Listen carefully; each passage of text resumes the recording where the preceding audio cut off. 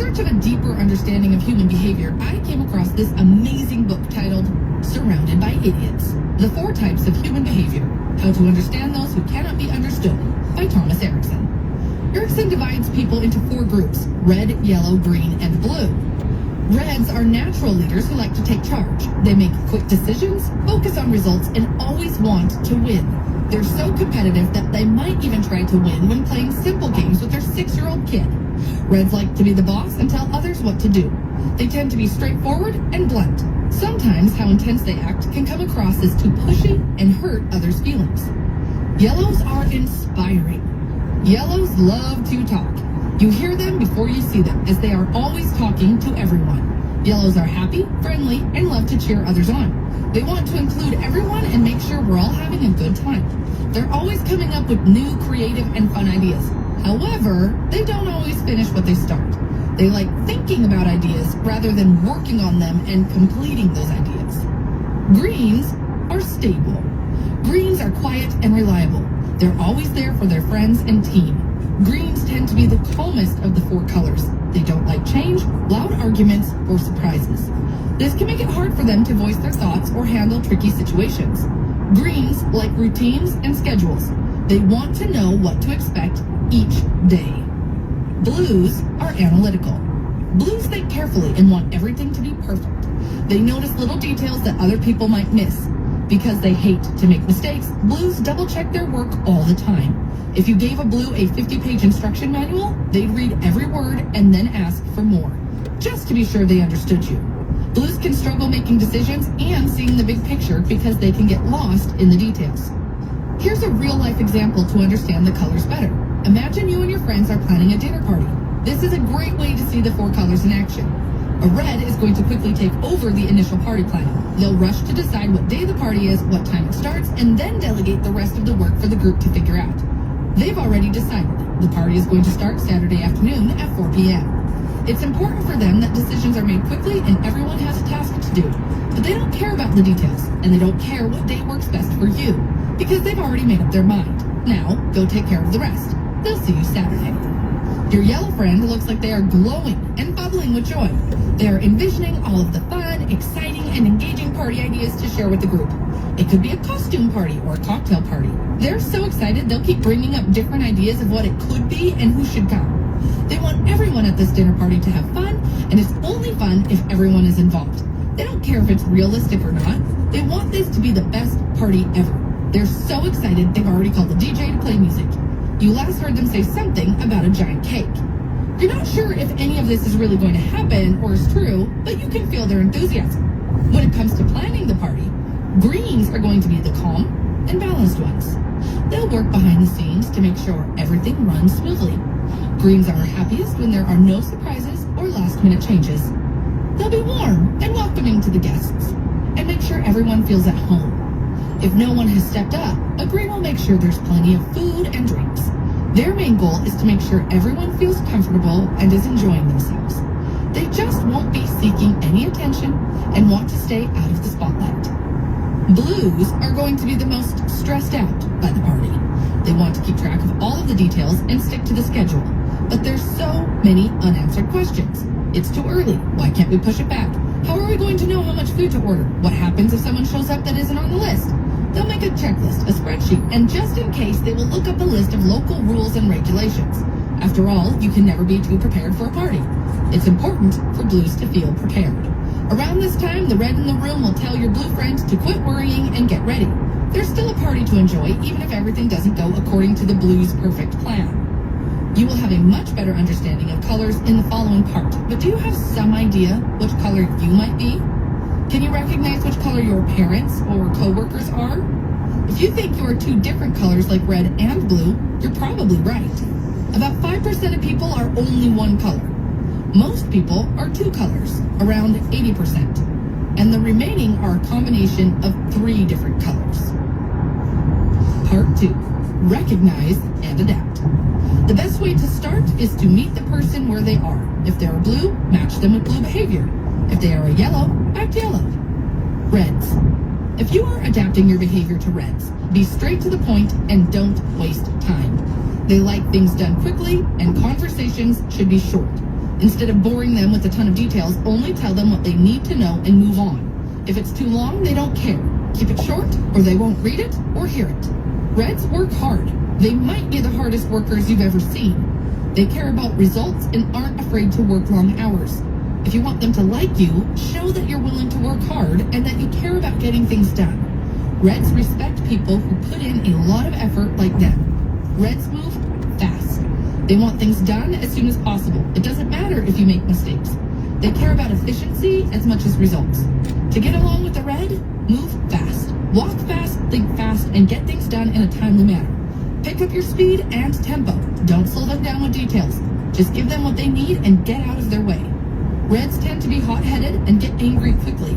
Be prepared for temper tantrums. If a red throws a tantrum or is rude, address it right away. Say it loud and clear. This kind of behavior is not okay. Yellows. Adapting to yellows is about creating a warm and friendly environment. Yellows are their best when they are happy and around others. If a yellow can focus on the big picture and talk about their visions of the future, this is when they are at the top of their game. Encourage yellows to explore new ideas and cutting-edge concepts. They love being early adopters and trying things that have never been done before. Yellows are more focused on the latest and greatest than if it is realistic or possible. Be approachable, friendly, and open when interacting with yellows. They enjoy being around people and function best when surrounded by others. Show interest in them as individuals, smile often, and use open body language. Keep in mind that yellows respond well to về ẩm lòng chứ want to be well-liked and appreciated. Have a clear plan and be prepared to follow up when working with yellows. They can be easily distracted. nếu lại đi đúng không mình đọc lại để chốt phim đọc In 1 mile, use the left lane to continue on US 67 South. nó sau là 4 màu để mình đọc Encourage them to start taking concrete steps toward their goals, but do so in kind and clear way. If you need to give critical feedback, use the right tone and come prepared with facts to back up your points. Be persistent and watch out for attempts to change the subject or avoid the issue. Greens. Greens value security, stability, and predictability. They may be more anxious and risk-averse than the others, and they appreciate peace and quiet. Here are some key points to keep in mind when adapting to and behaving around greens. Understand that greens are motivated by a need for security and may worry about potential risks more than others. Listen to their concerns and show empathy for their anxieties. Help them face their fears gradually and encourage them to move forward despite fears. Continue on US 67 South.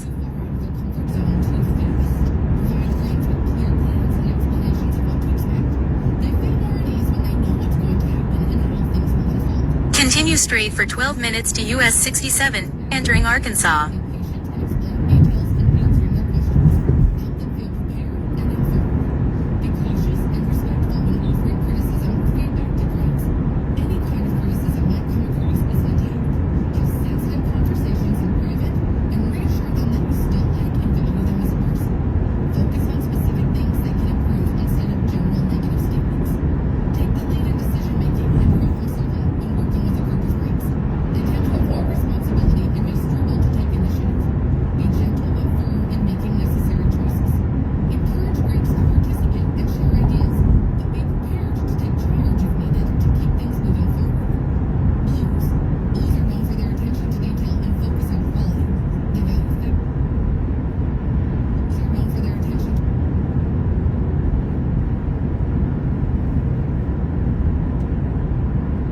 The Psychology of Money isn't a book about finance, it's a diagnosis.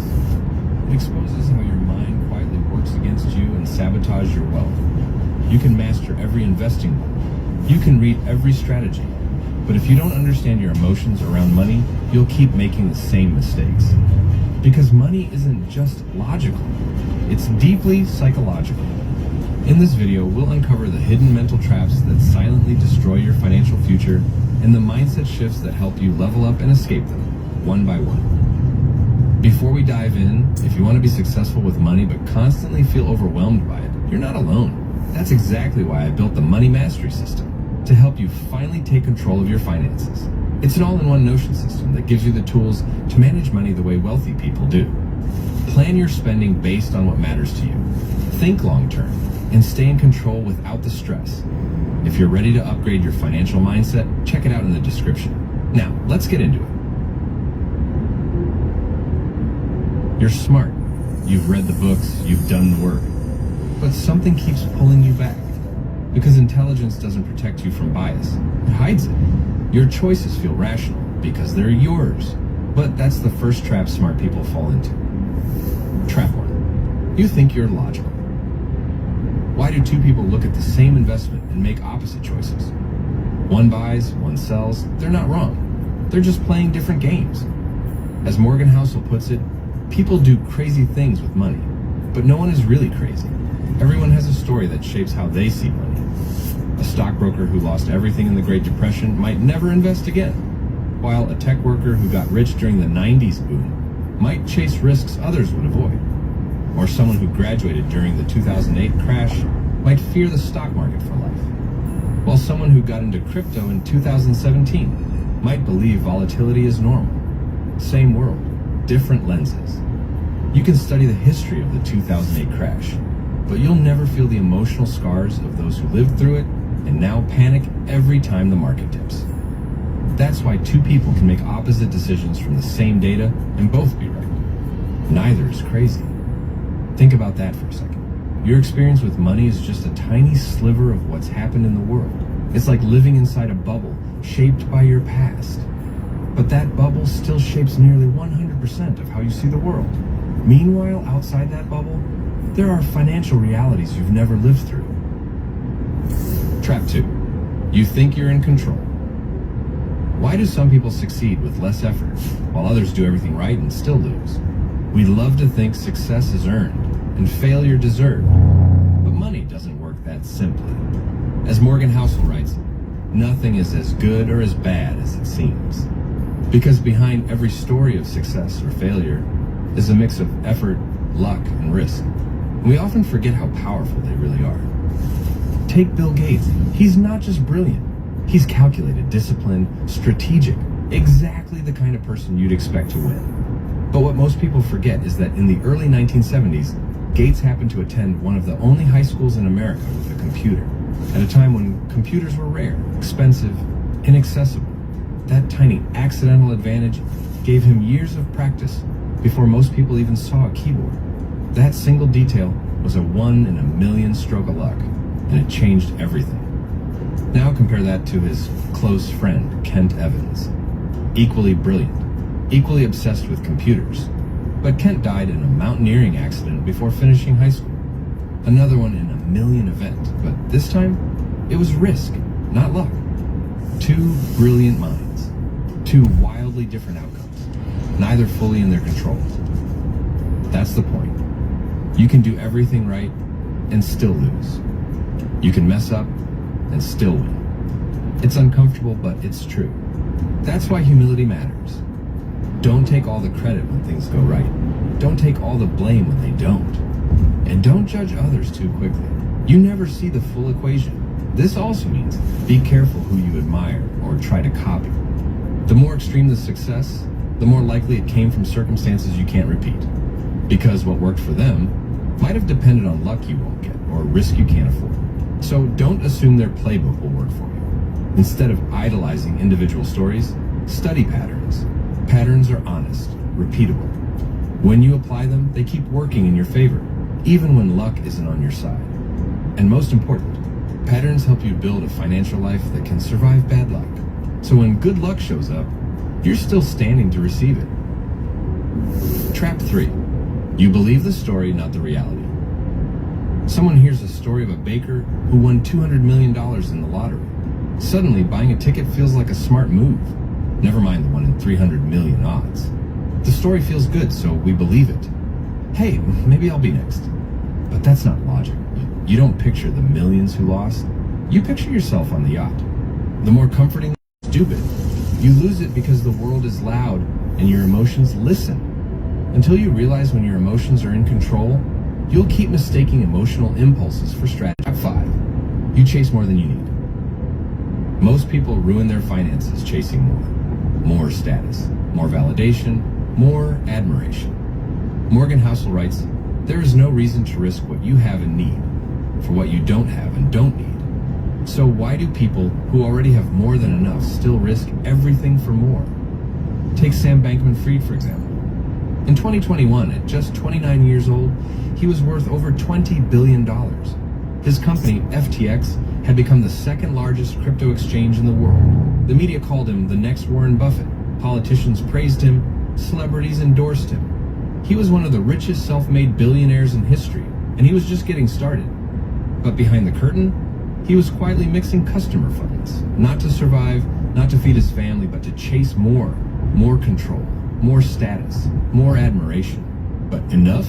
That word was never part of the plan, so he kept pushing, and the empire collapsed overnight. Billions lost, investors betrayed, and Sam, arrested, disgraced, alone. That's the danger of never enough. It's a silent trap, and most of us don't even realize we're caught, especially in today's hyper-connected world.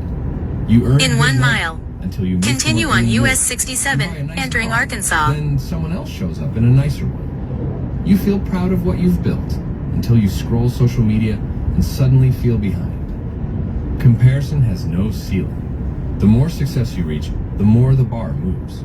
Philosopher Bertrand Russell put it simply: it is impossible to escape envy by means of success. Even history's greatest weren't immune. Napoleon envied Caesar. Caesar envied Alexander. Alexander envied Hercules, who wasn't even real. That's how endless this game is. And the higher you climb, the harder the fall.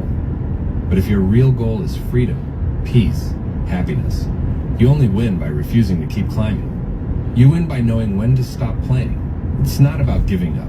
It's about refusing to trade what truly matters for what doesn't. Define what enough means. Continue on US Drive 67, along. Once entering you find it, Arkansas. protect it. Because the most powerful kind of wealth isn't money. It's peace of mind. And no extra million is worth losing that. Welcome to Arkansas. 6. You think stuff will make you admired. We all want to be admired. And at some point, we start believing if I drive the right car, wear the right watch, live in the right house, people will admire me. But it doesn't really work that way. As Morgan Housel explains, no one is impressed with your stuff as much as you are. When someone sees a Ferrari on the street, their first thought isn't, wow, that driver must be really successful. It's, damn, I want that car. They're not admiring you. They're picturing themselves behind the wheel. That's the man in the car paradox. We buy things to impress people who aren't even paying attention to us. Housel explains it perfectly. Wealth just becomes a mirror, reflecting people's own desires to be liked and admired. In other words, they're not seeing you. They're seeing who they could become. That's why buying expensive stuff for attention almost never works. If you're chasing admiration, money is a weak tool. Because real respect doesn't come from what you own. It comes from how you treat people. Humility, kindness, empathy. These bring more admiration than any luxury item ever could. So before you spend to be seen, ask yourself, are you trying to impress others? Or just imagining that they're impressed? Because no one's thinking about your stuff. They're too busy wondering how they'd look with it. Trap 7. You think looking rich means being rich. The fastest way to go broke? Trying to look rich. The fancy car, the luxury watch, the exotic vacations. They look like wealth. As Morgan Housel puts it, spending money to show how much money you have is the fastest way to have less of it. We tend to judge wealth by what we can see, but true wealth, it's what you don't see. You see someone driving a $100,000 car and assume they're rich, but what you don't see is the car loan, the stress, or the pressure to keep up appearances. Housel says it clearly. Wealth is financial assets that haven't yet been converted into the stuff you see. Looking rich is about spending. Being wealthy is about not spending. It's the money you didn't use to upgrade the car, didn't flash on Instagram, didn't burn just to feel successful for a moment. Because wealth isn't loud. It's what gives you freedom, time, and peace of mind. And here's the paradox. Most bad financial decisions come from trying to look rich, not trying to be rich. Because looking rich gets attention, but building wealth, it's silent. No one claps when you quietly invest every month, or skip the new phone. But those are the moves that build lasting wealth. So if you want to build true wealth, get comfortable with not looking rich, because the path to financial freedom isn't about showing off. It's about choosing long-term peace over short-term praise. Step 8. You fall for fear disguised as wisdom. Bad news grabs attention. It feels urgent, important. Tell someone the market will crash and they'll listen. Tell them it will rise slowly over the next 20 years and they'll lose interest. That's the trap of pessimism. It feels smarter, safer, more realistic. As Morgan Housel puts it, optimism sounds like a sales pitch. Pessimism sounds like someone trying to help you. Why is that? In Because 3.9 pessimistic miles, stories are fresh, stay to the right 2 loud, West emotional. Main Street. A 40% market crash makes headlines. A 140% gain over 6 years? Barely noticed. Setbacks happen fast and loud. Progress happens slowly and quietly. That's why pessimism feels more persuasive, even when it's less accurate, while optimism feels naive. But real optimism isn't blind faith. It's not ignoring risk. It's expecting setbacks and still believing in long-term growth. Housel calls it expecting things to be bad and being surprised when they're not. That mindset is what keeps smart investors in the game. And if you listen to every doomsday headline, you'll panic. You'll sell too early. You'll abandon a strategy that could have worked if you just held on a little longer. The trick? Zoom out. Look at decades, not days. That's when you see the real story. Progress, compounding, innovation, quiet, steady, unstoppable. Optimism takes patience. So, next time someone warns the world is going to hell, ask yourself, is this insight or just fear in disguise? The most important financial lessons aren't glamorous. They don't make headlines, they don't promise fast returns, but they're the ones that actually work over years, not weeks. Because in the end, wealth is about staying in the game long enough for your strategy to work. Trap 9. You think saving needs a goal. Most people think building wealth means making more money, getting a raise, landing a high-paying job, finding the perfect investment. But Morgan Housel argues something else matters far more. How much you save. You can't control the market. You can't control your income. But how much you save, that's 100% yours to decide. And that's what builds wealth. And here's the key. Saving doesn't always need a goal. You can save just to create options, to wait, to pivot, to say no when others can't. Housel puts it clearly. Savings is the gap between your ego and your income. That one line explains why even high earners live paycheck to paycheck. Think of the lawyer making $250,000 a year, driving a new Porsche, paying for private school, dining out 5 nights a week, living in a high-end home with a high-end mortgage.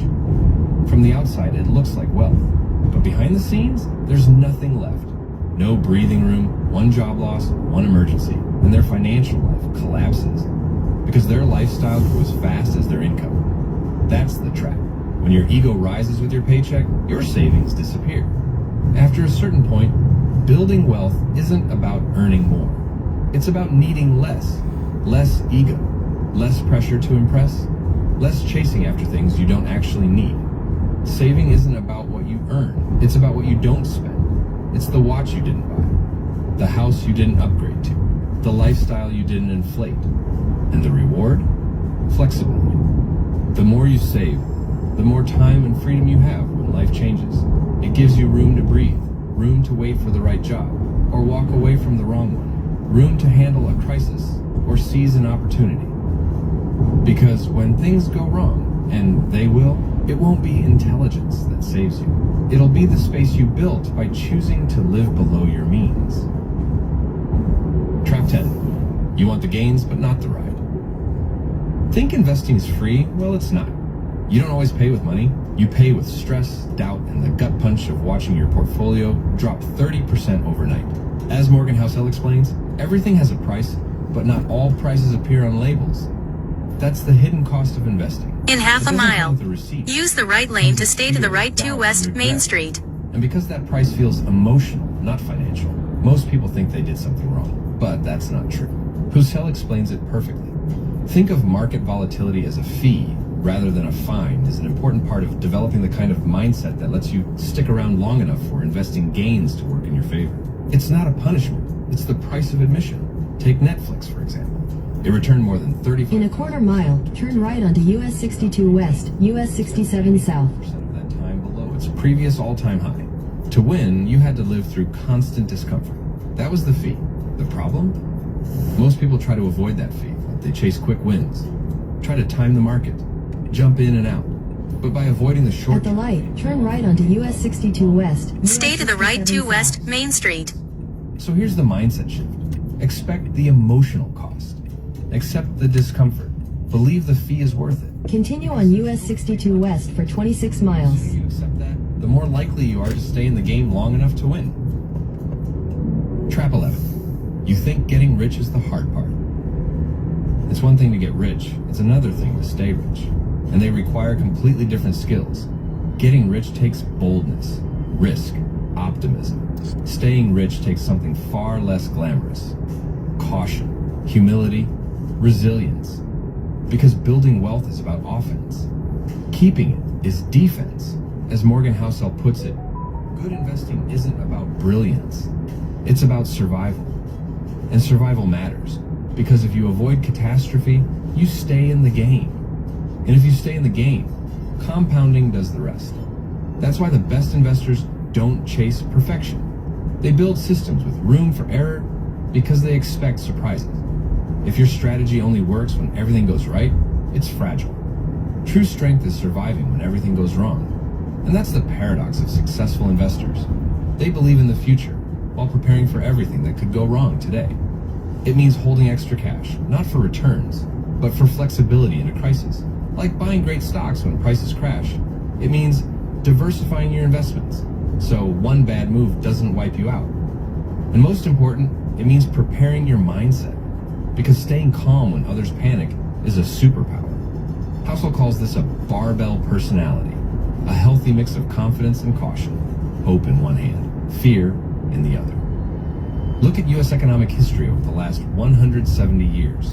Dozens of recessions, wars, crashes, inflation, and still living standards rose 20 times. That's what a real optimism looks like. Believing the long-term trend is up, even when the short term is chaos. Trap 12. You overestimate your plan. Most financial plans look great on paper, but your spreadsheet doesn't feel fear, it doesn't get laid off, it doesn't panic during a downturn. You do. That's why Morgan Housel says, the most important part of every plan is planning on your plan not going according to plan. It's not about building a perfect plan. It's about building one that survives reality. And that means leaving room for error. A margin of safety that helps you endure the unexpected without panic. Because here's the real catch. There's a difference between what looks safe on paper and what feels safe in real life. For that reason, Housel assumes his future returns will be a third lower than historical averages. That one choice helps him save more and sleep better. Because often, the problem isn't the plan, it's your nerves. Your strategy doesn't fail when it's wrong. It fails when you can't handle the stress. That's why emotional resilience is just as important as financial resilience. And here's where things get risky. If your whole financial life depends on one job, one income stream, or one big bet, that's a single point of failure. If it breaks, you break. That's why saving without a specific goal is smart, because the biggest costs in life are usually the ones you never saw coming. As Benjamin Graham put it, the purpose of a margin of safety is to make forecasting unnecessary. You might not have millions, but you have the one thing every wealthy person depends on: time. It's the most powerful force in finance and the most overlooked. Trap 13. You underestimate the power of time. Warren Buffett is In 3.9 miles, $60 billion. stay to the left to US 67. $156 billion of that came after his 65th birthday. Let that sink in. He didn't get rich from chasing big returns. He got rich from starting early and staying in the game. As Morgan Housel explains, the most powerful force in finance is time, not talent. But our brains aren't built to grasp how powerful compounding really is. That's why Warren Buffett's story feels so unbelievable. He started investing at age 10. By 30, he was a millionaire. But what made him one of the richest people alive was simply staying in the game for over 80 years. If he'd started in his 30s and retired in his 60s, he'd still be successful. But you probably wouldn't know his name. Because compounding isn't just about high returns. It's about earning good returns for a really long time. That's the secret.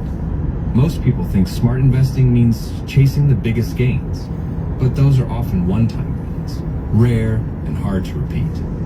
Real wealth comes from a good return, repeated for a long time, without blowing up. It's built slowly, quietly, over decades. Think of it like planting an oak tree. In year 1, not much happens. In 10, it looks solid. In 50, it's massive and unshakable. That's the power of compounding. Trap 14. You ignore how rare success really is. One big win can cover a dozen small losses. That's not just luck. It's how success really works. Because in money and in life, most outcomes are driven by a few rare events. They're called tail events. They're hard to predict, easy to overlook, but when they happen, they change everything. As Morgan Housel explains it, you can be wrong half the time and still make a fortune. Because one breakout win can do all the heavy lifting, and most of the time it does. Think about Warren Buffett. He's owned hundreds of stocks in his life, but nearly all of his wealth came from just 10. Not 100, not 50, 10. See, in 1989 he bought shares of Coca-Cola. It wasn't flashy or risky, but that single investment became one of the greatest compounders in history. That's what tail events look like. Quiet at first, then explosive. And the stock market tells the same story. Since 1980, just 7% of companies in the Russell 3000 index drove all of the market's net gains. Meanwhile, 40% of stocks dropped, over 70%, and never recovered. That's the danger and the power of tail events. They don't just influence the outcome, they are the outcome. But here's the trap. We love clean stories. We focus on big wins and assume that kind of success is normal or repeatable. But most of the time, it's not. In What 1 is mile, that? stay to the left to US 67. Start focusing on staying in the game, because most days won't feel important. But a few rare moments, crashes, bubbles, unexpected breakthroughs can change everything. You only need one of them to win big. And the longer you last, the better your odds of catching one. Trap 15. You buy stuff and sell your time. What if the real reward of money isn't a car or a house or even status? Morgan Housel puts it simply. The greatest benefit of money isn't stuff, it's freedom. Especially freedom over your time. Not luxury, but control. Controlling your time is the highest dividend money pays. Because deep down, we don't just want money, we want more control. More space to think, to breathe, to choose. Housel argues that the ability to control your own life is one of the strongest predictors of happiness. And I think many of us can relate to this. Stay to the left to US 67. Even if you enjoy your job, doing it on someone else's schedule can still feel like a chore. And today, that pressure never stops. We check emails at night, take calls. Continue straight for 35 minutes to I-57 South, US 67 South. Pressure comes at a cost. Back in 1981, social scientist Angus Campbell ran a study on happiness in America. His conclusion? A strong sense of controlling one's life is a more dependable predictor of well-being than any objective condition we have considered. In other words, freedom over your time beats wealth, status, or success. That's why financial freedom isn't about having more. It's about needing less. Not retiring early, but living life on your terms. As Morgan Housel writes, the highest form of wealth is the ability to wake up every morning and say, I can do whatever I want, when I want, with who I want, for as long as I want. Who you become when things get hard is what decides whether your plan survives. The hardest part is trusting it long enough to let it work and staying unshakable so your life compounds like your money does. Trap 16. You expect the market to be predictable. The most important events in your financial life, you won't see them coming. That's what makes them so powerful. They're surprises. And yet, many investors treat history like a crystal ball. They think if they study the past hard enough, they can predict the future. Morgan Housel calls this the historians as prophets trap. History is the study of change, ironically used as a map for the future. But in finance, that mindset often fails. Because the biggest market shifts are almost always unprecedented. New risks, new technologies, new shocks. Yes, history matters. It teaches us how people tend to react. We panic during crashes. We get greedy during booms. History gives us humility. Because it reminds us that past surprises weren't predicted. And future ones won't be either. Because the world changes. Technology evolves. New threats appear, like climate risks, geopolitical shocks, or inventions we've never seen before. And suddenly, the old rules no longer apply. So no, history won't predict the next war, recession, or innovation. But it can help you build the right mindset and stay calm when the next surprise comes. Because in investing and in life, calm beats certainty. That's what wins over time. Trap 17, you forget that you'll change. You think you know what you'll want in 10 years, but you probably don't. And that's not a flaw, that's human. Psychologists call it the end of history illusion. We clearly see how much we've changed in the past, but completely underestimate how much we'll change in the future. Personally, I'm nothing like I was 10 years ago. My goals evolved, my priorities shifted. Even how I think about work and life feels different. And I think many of you can relate. Now imagine 10 years from today. What feels obvious or permanent right now, your personalities, your goals, your lifestyle, might look totally different. That's why long-term planning is so tricky. We build plans for who we are today, not who we're becoming. You might say, I'll never want kids, or money doesn't matter to me. But 10 years from now, you might want both. And if your plan didn't leave room for that change, you could end up stuck, stressed, or full of regret. Morgan Housel puts it best. Imagining a goal is easy. Imagining that goal under real-life stress is something else entirely. So how do you protect yourself from future regret? Avoid extreme financial commitments. Don't assume you'll always love living frugally. Don't sacrifice everything chasing wealth either. Instead, aim for moderation. Moderate savings, moderate working hours, moderate time with family, moderate lifestyle expectations. Because when your life shifts too far in one direction, you leave no room to adjust. And that's often where regret begins. Plans built on moderation are more flexible. They survive change. They leave space to grow without causing you regret. Trap 18. You copy people who aren't playing your game. The fastest way to lose money? Follow advice that wasn't meant for you. It happens all the time. You see someone making quick money. You hear a bold prediction. You feel like you're missing out. But here's what you don't see. They're playing a different game.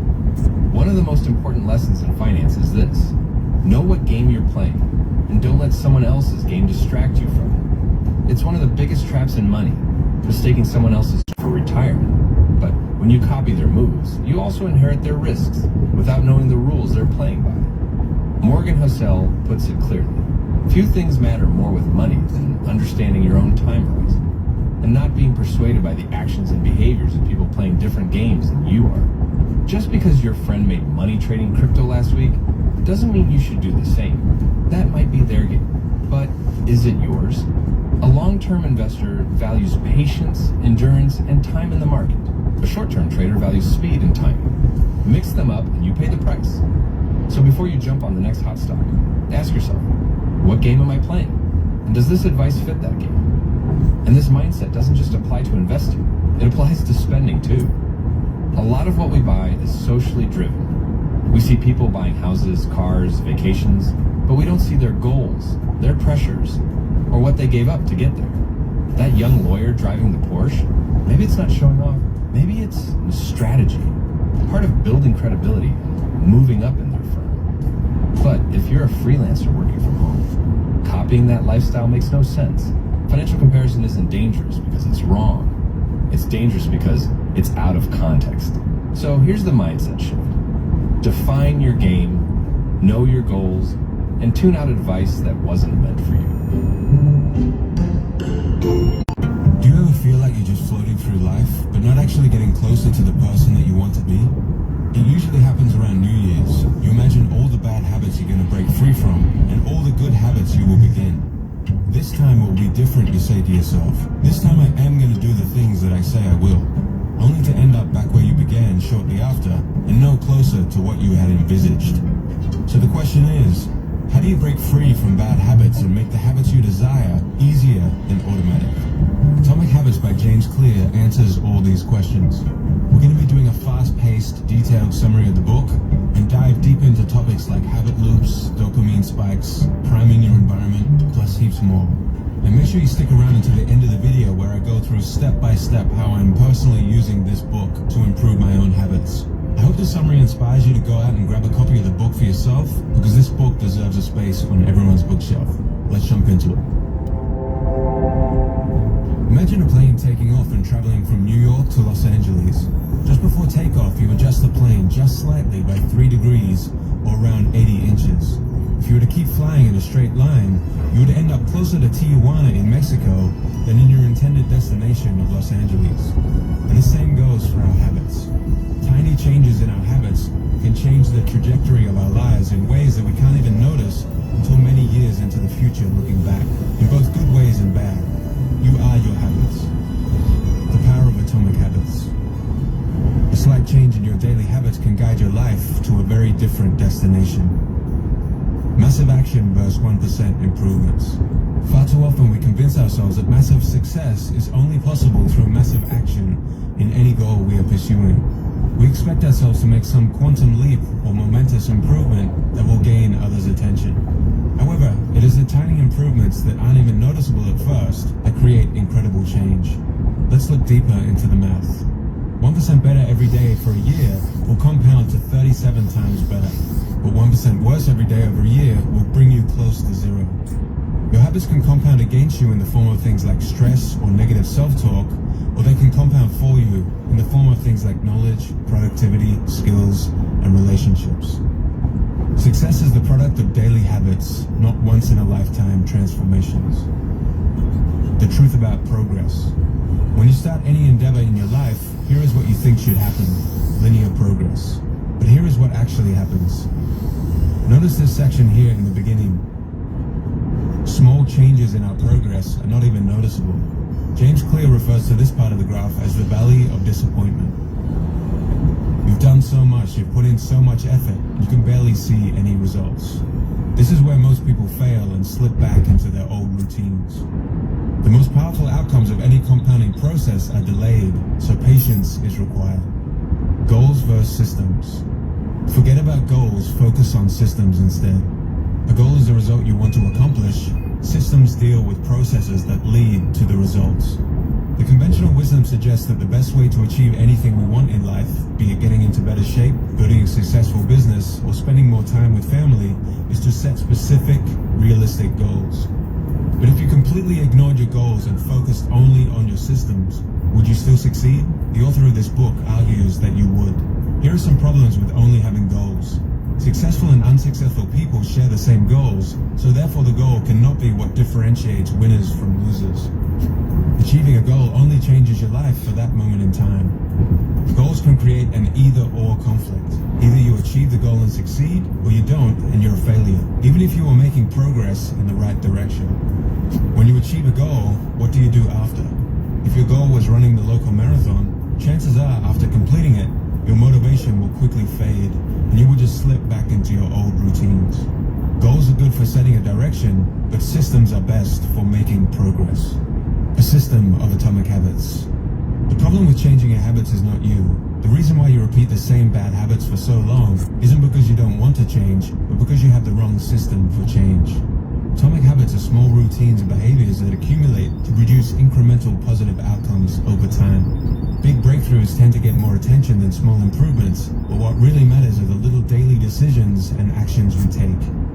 Just as atoms are the building blocks of molecules, atomic habits are the building blocks of remarkable results. There are 3 layers to behavior change. The first layer is changing outcomes, the result. Losing that weight, writing that book, or winning the season. The outcomes are what you get. The second layer is changing your process, what you do. The new workout routine, or developing a daily reading habit. And the third layer is changing your identity, what you believe, your worldviews and how you think about yourself and others. Most people focus on the outcomes, but the best way to change your habits is by focusing on the person you want to become instead of the results that you want. The goal isn't to learn an instrument, it's to become a musician. The goal isn't to run a marathon, it's to become a runner.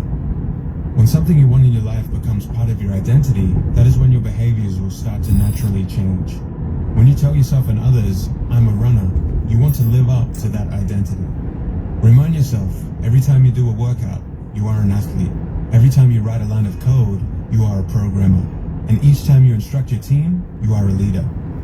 The habit loop. A habit is when something becomes repeated enough times that it becomes automatic. Ultimately, we want our habits to solve problems in our lives with the least amount of effort. A habit is formed and reinforced by means of a continuous feedback loop. Cue, craving, response, reward. The key to creating habits that stick is to create feedback loops that are continuously being improved.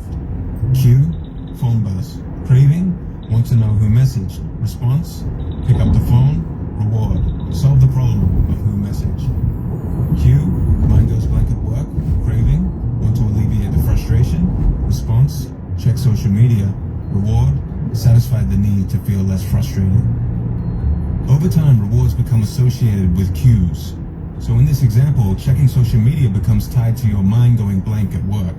And then checking Facebook may be the cue to check Instagram, which becomes the cue to watch YouTube. And before you know it, your mind going blank cue has led to 20 minutes of wasted time. And the more you repeat these habit loops, the stronger and more automatic they become. Cues can really be anything. A smell, a sound, a sight, a person, a location. Try to think of any cues in your daily life that are initiating your good or bad habit loops. So how can we influence the habit loop to work for us? This book shows us the 4 laws that will guide us to do just that. Law 1. Make it obvious. Most of your current habits are so automatic that you don't even realize them. You must first become aware of your habits before you can change them. You can achieve that with your habit scorecard. Write down all your daily behaviors on a habit scorecard, from the moment you wake up until the moment you go to bed. Your scorecard may look something like this. Based on whether it helps you become the person you aspire to be, categorize each habit as positive, negative, or neutral. At this stage, we aren't trying to change anything, but just observe what is actually going on in our daily lives. Until you make the unconscious conscious, it will direct your life and you will call it fate. Carl Jung. Vagueness is a real problem when it comes to habit formation, and studies have shown that quite often the reason people fail to stick to a habit is not because of a lack of motivation, but because of a lack of clarity. One day I will get into shape is easy to say to yourself, but too vague to get any momentum. What you need is a time and a place. The most common cues, time and location, will help you achieve your goals. Clearly state your intention to act using the following formula. I will behavior at time in this location. Here is a bad example. I will read more this month. Here is a good example. I will read a book for 15 minutes daily at 6 a.m. in the spare bedroom. Another good way to get a habit started is by habit stacking. To stack habits, tie a desired habit to an existing habit according to the following formula. After current habit, I will new habit. For example, after I brush my teeth, I will stretch for 5 minutes. You can stack habits together. For example, after you finish brushing your teeth, you will meditate for 10 minutes and then plan the rest of your day before checking social media. A chain of habits is more likely to be sustained if you practice this consistently. Choosing the correct trigger is essential. You need a trigger cue. Your trigger should be something that you do automatically without fail during your day, such as waking up, turning off your alarm, or brushing your teeth. James Clear tells us in the book that motivation is highly overrated. You can better shape your behavior by designing your environment.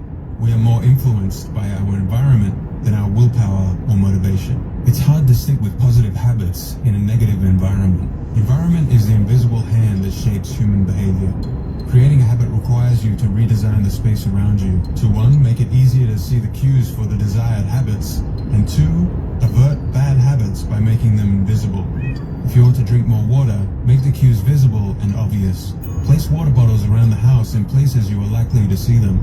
Want to read more? Place the book somewhere where you'll see it. And if you want to get better on guitar, don't leave it out of sight in the closet. Context is the cue.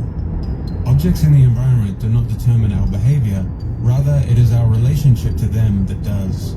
Stop seeing your environment as a place simply filled with objects. Imagine it as a place filled with relationships. The couch in the living room is the place where one person reads an hour a night. For another, the couch is where they watch Netflix and eat pizza and relax after work. If your relationship with the couch is a place to relax, then trying to get a work-related task done in that environment may be difficult. Try to make separate zones in your house for different activities. The author likes to use the mantra, one space, one use. If you're trying to eliminate a bad habit, you can only rely on self-control in the short term. Cutting off bad habits at the source is a more reliable solution, and one of the most practical ways to eliminate a bad habit is to make it invisible. Eliminate it from your environment. For example, put your phone in another room for a few hours if you have trouble getting work done. Or put junk food out of sight or remove it from your house if you're trying to lose weight. Law 2. Make it attractive. When we expect to be rewarded, we take action. The more rewarding an action is, the more likely we are to repeat it until it becomes a habit. Hence, the first step to forming good habits is to make them more attractive. Understanding how dopamine affects your body will help you. Dopamine. Our motivation levels are affected by dopamine, a hormone and neurotransmitter. We are more motivated to act when our dopamine levels rise. By measuring dopamine, scientists can pinpoint the exact moment at which craving occurs. It was once assumed that dopamine was just about pleasure, but now we know it's vital to many neurological functions, including motivation, memory, learning, punishment, as well as voluntary movement. The hormone dopamine is released not only when we experience pleasure, but also when we anticipate it. Gambling addicts have a dopamine spike right before they place a bet, not after they win. Let's dive deeper into dopamine spikes. Using social media, eating junk food, and taking drugs are all associated with high levels of dopamine and are highly habit-forming. Think about before going on a vacation. Sometimes the thinking and anticipation of the vacation is better than the actual vacation. Seeing the junk food you desire surges dopamine, not after eating it. Drug addicts increase dopamine when they see the drugs, not after taking them. The craving is what causes us to take action in the first place. Making a habit attractive is vital because it is the expectation of a rewarding experience that drives us to act. Here you can use a strategy known as temptation bundling. The temptation bundling process makes a habit more attractive by combining an action we need to do with one that we want to do. For example, you could bundle watching Netflix, something you want to do, with working out, something you need to do. Temptation bundling applies a psychology principle known as Premack's principle. Developed by Professor David Premack, the Premack principle states, more probable behaviors will reinforce less probable behaviors. In other words, even if you're not looking forward to doing some exercise, you become conditioned to do it because you get to do something else you really enjoy. Group influence. We are continually wondering, what will others think of me, and altering our behavior based on the answer. We are influenced by the people closest to us and the groups that we belong to. If you're trying to build a good habit, one of the best ways to reinforce the habit is to find and become part of a culture where that habit is the norm. If you want to get into better shape, surround yourself with fit people. If you want to read more, join a book club. Primal motivators, the source of cravings. In your normal everyday life, you wouldn't say something to yourself like, I want to eat pizza because I need to consume this food to survive. Surface level cravings are merely manifestations of our deeper underlying motives, and these underlying motives guide our behavior. Here are some examples from the book of underlying motives. Conserving energy, obtaining food and water, finding love and reproducing, connecting and bonding with others, winning social acceptance and approval, reducing uncertainty, achieving status and prestige. Your brain did not evolve with a desire to smoke cigarettes, check Instagram every 5 minutes, or to play video games. Online platforms and products do not invent new motivations, but rather appeal to the underlying motives of human nature that we already have to gain our attention. Your habits are modern-day solutions to ancient desires, new versions of old vices. The underlying motives behind human behavior remain the same. People who have the underlying motive of connecting with others may jump onto Facebook. Others seeking the underlying motive of finding love and reproducing may sign up for Tinder. If you want to reduce uncertainty, there's Google for that. And seeking social acceptance, there's Instagram. Reprogramming your brain to enjoy hard habits. You can make hard habits more attractive if you can learn to associate them with a positive experience. In a quarter mile, turn left onto US 67 South. You can quickly reprogram your mind and make it seem more appealing. For example, fitness equals health and well-being and not fatigue. Cleaning the house, an environment conducive to peace of mind and not wasted time. Saving money, At the light, turn left onto US 67 South. Make it unattractive. To break a bad habit, do the same but highlight the benefits of not doing that habit to make it as unattractive to keep doing as possible. Law-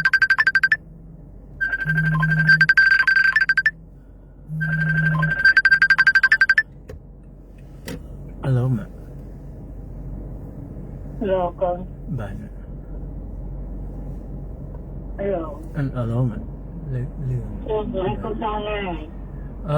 Nhưng tê ta vậy muốn năng bị ọt mình sẽ vậy. Nhưng mà Arkansas Hả? Nhưng giúp đi nhưng kêនៅ Arkansas mà giúp hay bạn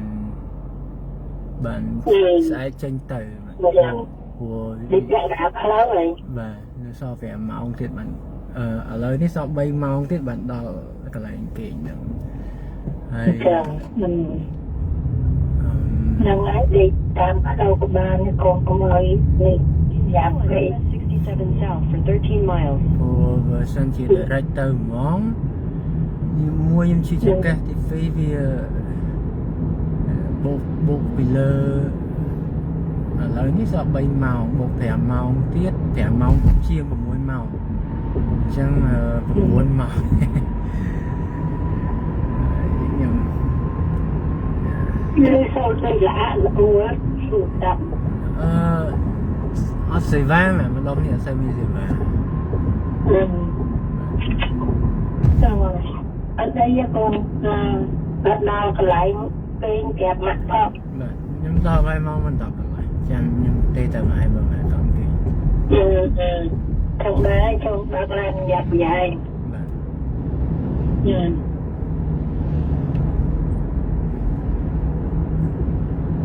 Make it easy. How long does it actually take to form a new habit? During habit formation, a behavior becomes increasingly automatic as it is repeated.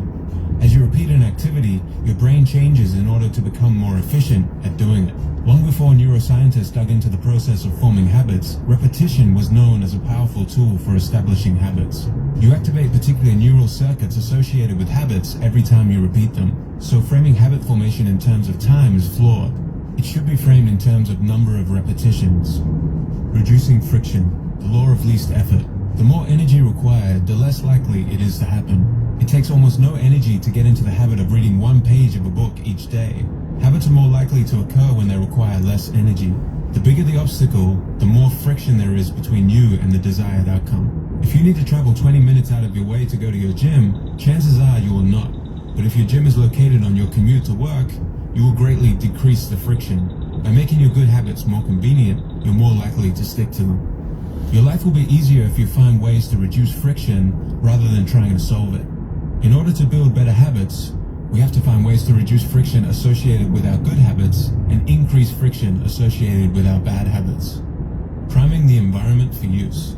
By automating or setting up your environment, you can reduce the friction for future action.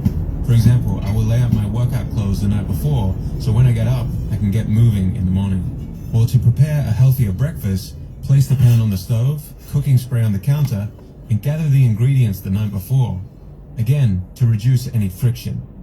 Using the 2-minute rule to stop procrastinating. Using the 2-minute rule can help you establish small habits that will lead to success in bigger ones. Find a simple 2-minute version of your desired habit. You want to scale down your desired outcome. Running a marathon becomes putting on your shoes and stretching for 2 minutes. Reading an hour per day becomes reading 1 page. You need to get the routine anchored in place and then slowly build up the difficulty. After you've mastered the 2-minute habit, you can progress to the next phase. To make something more difficult, think about ways you can create barriers of friction between yourself and the bad habit. Make it as impractical as possible. If you want to watch less TV, unplug the TV after each use and put the remote in an inconvenient location. Head west toward US 67 South. Credit cards under the seat of the car if you have a bad habit of spontaneous spending. Do anything you can to make your bad habits less likely to occur. Continue on US 67 South for 12 miles. Satisfying. The most important rule of behavior change. A feeling of pleasure is a message to the brain, this feels good, let's repeat this next time. When you experience pleasure, your brain learns that a behavior is worth remembering and repeating. What is immediately rewarded is repeated, What is immediately punished is avoided. The first 3 laws increase your chances of doing the habit this time. The last law increases your chances of repeating the habit next time. The mismatch between immediate and delayed returns. It is common for us to feel good about our immediate results, but bad about our long-term outcomes when we practice bad habits. It is the opposite with good habits. The immediate result is unpleasant, but the ultimate outcome is satisfying. A certain amount of success in just about every field involves ignoring an immediate reward for the long-term one. It is best to add a little immediate pleasure to the habits that will pay off in the long run, and a little pain to those that don't. The vital thing in getting a habit to stick is to feel successful, even if it's in a small way. The feeling of success is a signal that your habit paid off and the work was worth the effort. It is satisfying to make progress, and you can monitor your progress using visual measures such as moving paper clips, hairpins, or marbles. These little wins can go a long way. For example, for each sales call you make today, move a marble from one jar to the complete jar.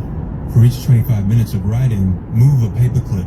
Visual measurements can take many forms: diet journals, workout logs, download progress bars, or even page numbers in a book. Keeping a habit tracker may be the best method to monitor your progress. Using a habit tracker is a simple way to determine whether you did a particular habit. Tracking becomes a reward in and of itself. Crossing a task off your to-do list, completing an entry in your exercise log, or writing an X on the calendar is satisfying.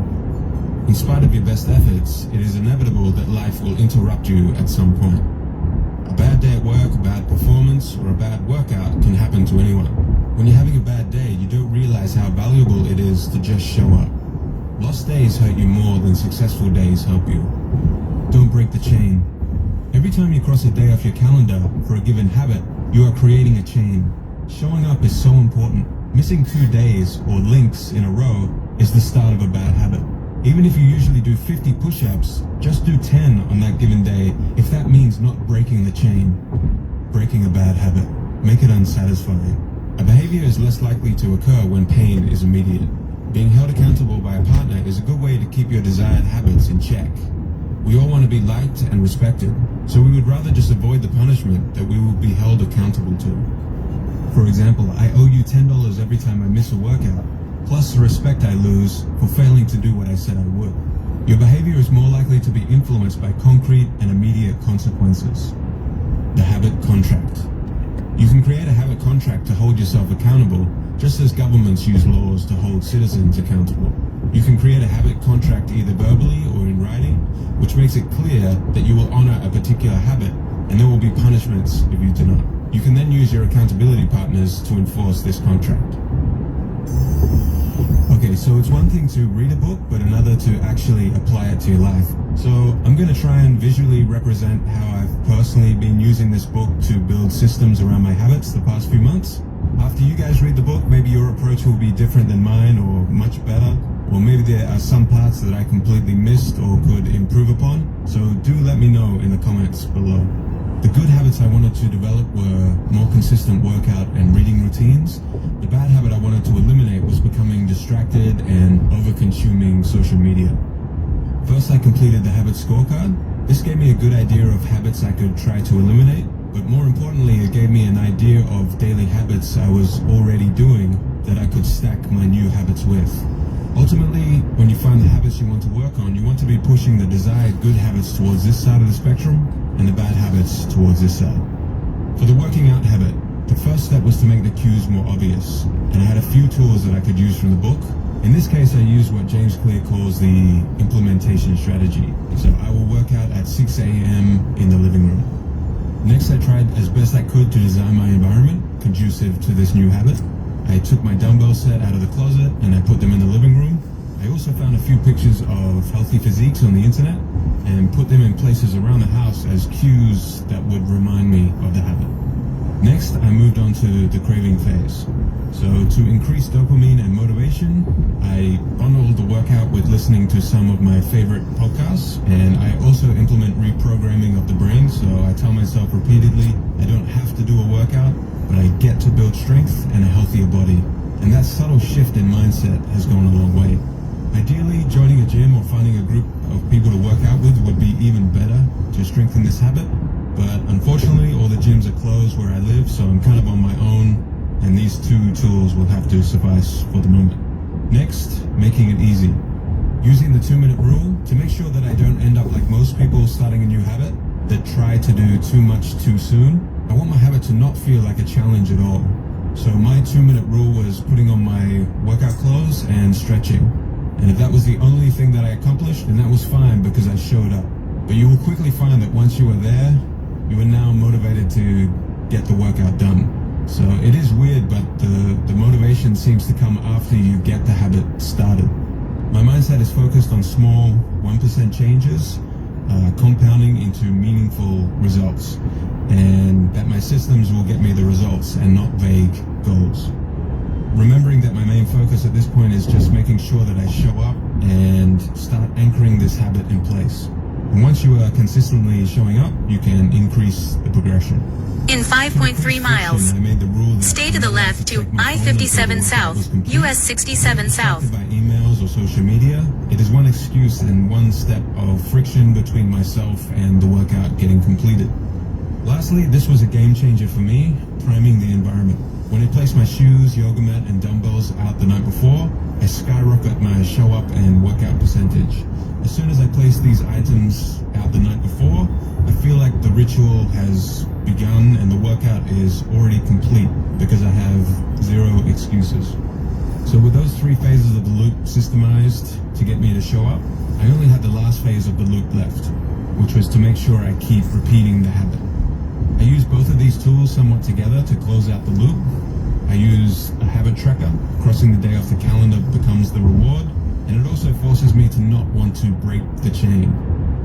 I also take a picture of my calories that I burnt, and I send that picture to my partner, and that also increases the satisfaction. Mindset-wise, I begin with identity, and I remind myself after each workout that I want to become the kind of person that enjoys fitness and doesn't miss workouts. I don't put all my focus on outcomes such as I want to be 10 kilograms lighter by such and such a date. And I also remind myself that I need to be patient for the results and that I'm probably still somewhere in this valley of disappointment before I will see those results. I went through the same process with the reading habit with a few minor changes. So I used the habit stack. After making a coffee, I will read for 90 minutes. So making a coffee was my trigger cue for reading. My one space, one use rule was reading on the balcony of the apartment. One of the best parts of my day is a nice cup of coffee in the morning, so this was the perfect thing for me to bundle my reading habit with. Remembering how dopamine raises in anticipation of a reward and not the reward itself, I wanted this dopamine spike for wanting coffee to start becoming associated with reading. My 2-minute rule was to read 1 page of The Daily Stoic by Ryan Holiday. Super simple. Again, in the beginning, all I was concerned with was showing up and getting this habit anchored. Then I slowly built up the habit to 90 minutes. For the bad habit I was trying to eliminate, to make the habit invisible, I started by making my phone as boring as I possibly could, which required deleting a lot of apps. I used the reprogramming tool to highlight the unattractive side of over-consuming social media, telling myself things like, consuming is the easy and lazy option of the masses, and do I want to be a consumer or a producer? Random scrolling through feeds is for losers. So you want to try and paint your bad habit in a light that makes it super unattractive to keep doing. To increase friction, I left my phone in a drawer in another room, so completely out of sight. And to make it unsatisfying, I have an accountability partner. I get my partner to enforce this habit. The punishment is if she sees me using social media during work time, I owe her $10. So that is how I've been using this fantastic book, guys, to get great results so far. Go out and grab a copy of this book for yourself if you haven't already.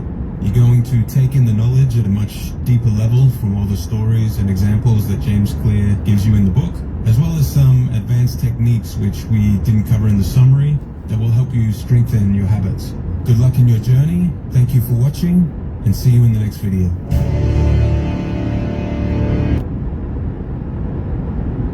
Have you ever met someone who walks into a room and instantly grabs attention? Not because they're loud, flashy, or trying too hard, but because there's something about them that feels effortlessly magnetic.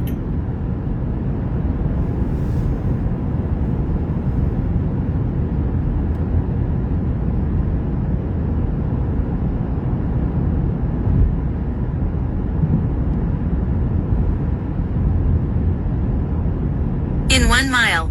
Use the left lane to stay to the left to I-57 South, US 67 South.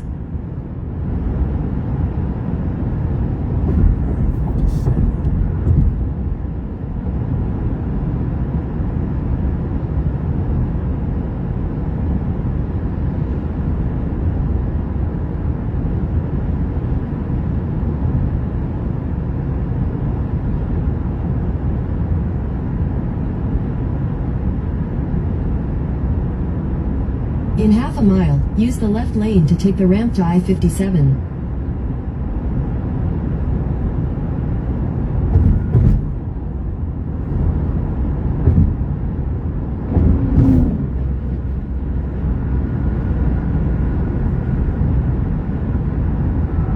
Use the left lane to take the ramp to I-57. Stay to the left to I-57 South, US 67 South. Continue for 3/4 of a mile.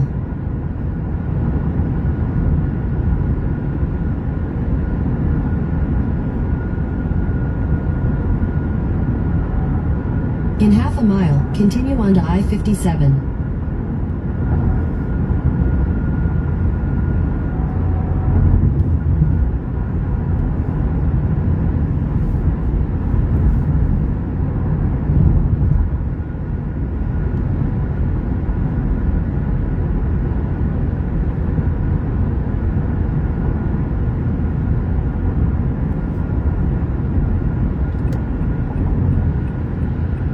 Continue on I-57 for 123 miles. Continue straight for 1 hour and 27 minutes to I-57 South.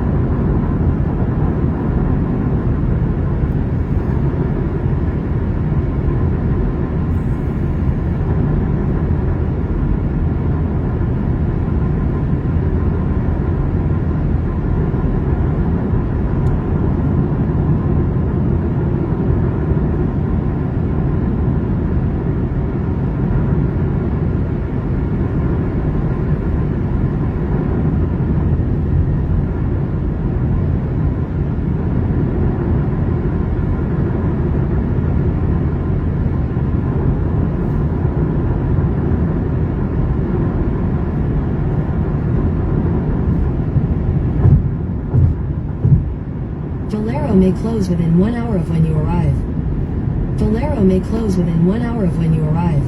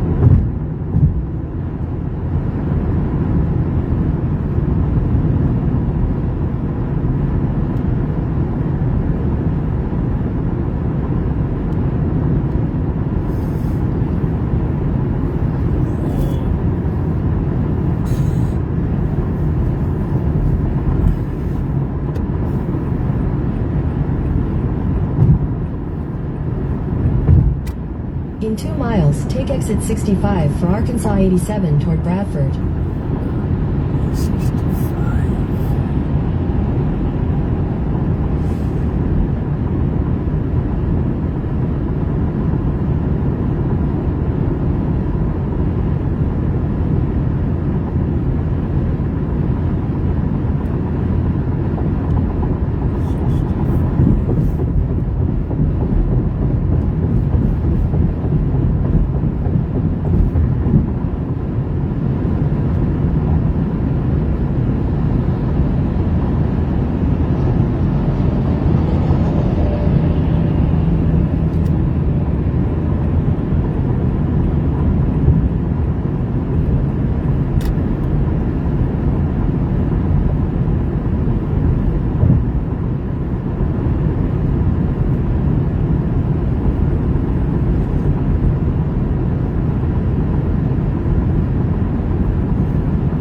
In a half mile, take exit 65 for Arkansas 87 toward Bradford.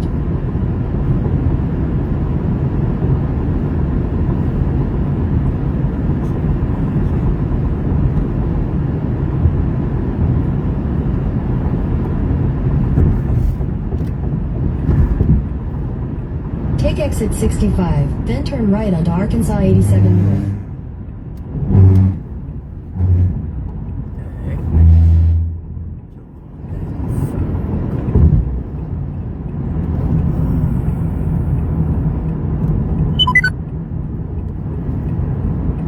Turn right right onto Arkansas 87 North.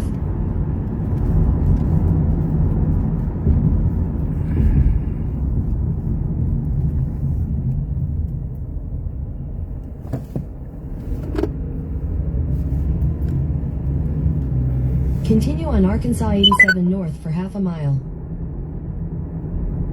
In a quarter of a mile, turn right.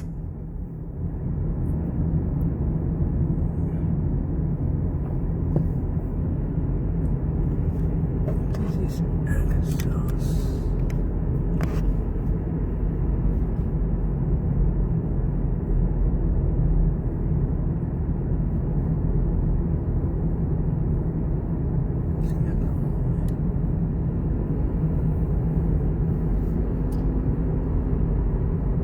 Turn right on 3rd Street. Then turn right on Walnut Street.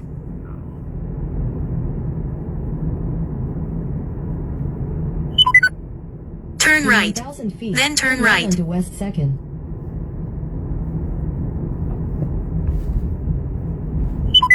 Turn right on Northeast 2nd Street. Then turn right on East Walnut Street. Turn right. Then turn right on East Walnut Street. Turn right on Northeast Front Street. Then turn right on East Walnut Street. Turn right. Then turn At right. the stop sign, Approaching turn a right railroad onto West crossing. 2nd. Then your destination will be on Turn the right. Then turn right on West Walnut Street.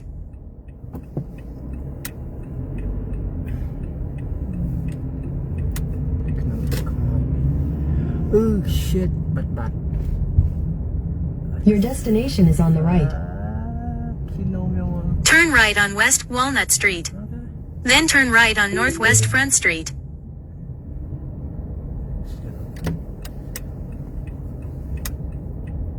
Oh, I think they close.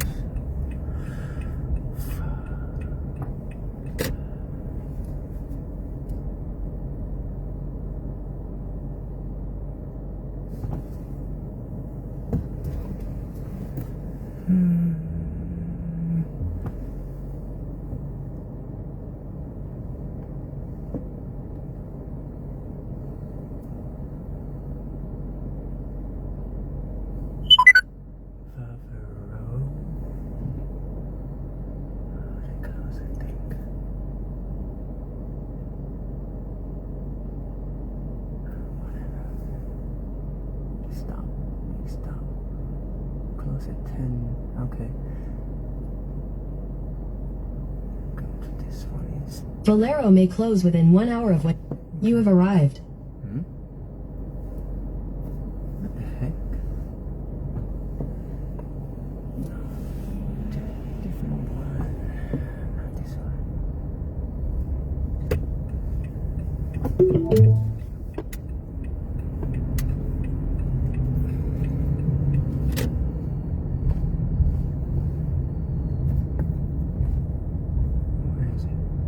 Turn left on West Main Street.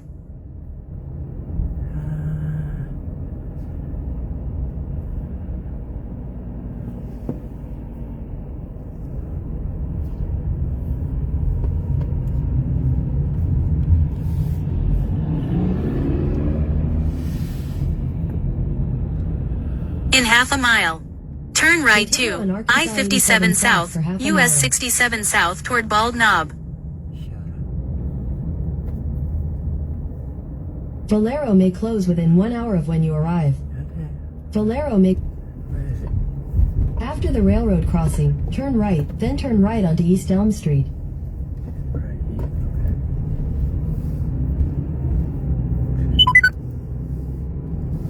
Take the next Turn right left onto on East Elm Street. Then turn right onto Then West turn left 2nd. on Southeast 2nd Street.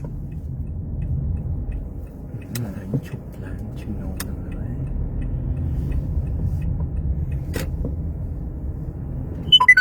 Turn left on East Elm Street. Then turn left on Southeast 2nd Street. Turn right on Southwest Front Street. Then turn right on West Main Street. Shut up. Turn right onto West 2nd. Then your destination will be Turn the right on West 2nd Street. Then turn right on West Main Street. There.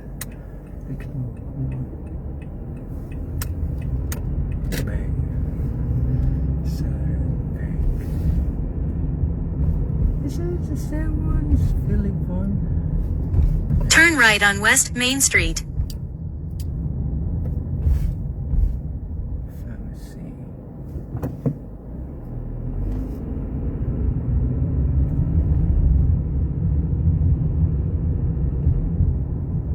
Your destination is on the right. What the fuck?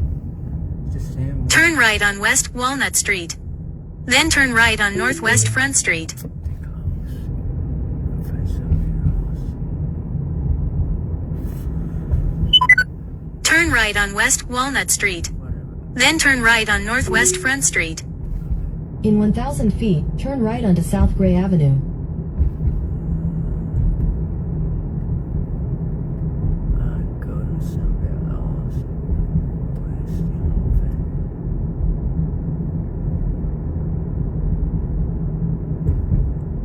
He's on. Close. Turn right, Turn right on South Gray Avenue. Then turn right onto Northwest Then turn Front right on Street. Northwest Front Street. 36 minutes. Turn right on South Gray Avenue. Citgo Super Then One turn Stop. right on Northwest Continue Front on Street. Arkansas 367 North for 2 miles.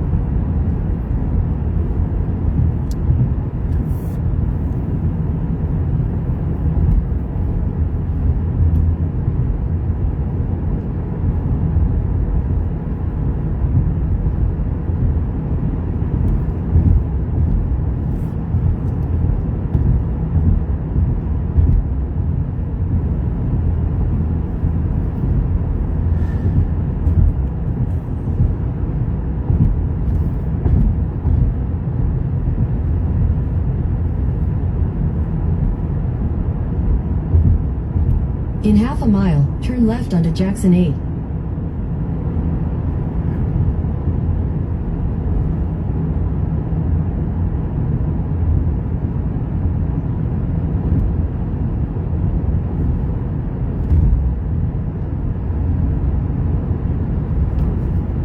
Take the next left onto Jackson 8, then turn left onto Jackson 307.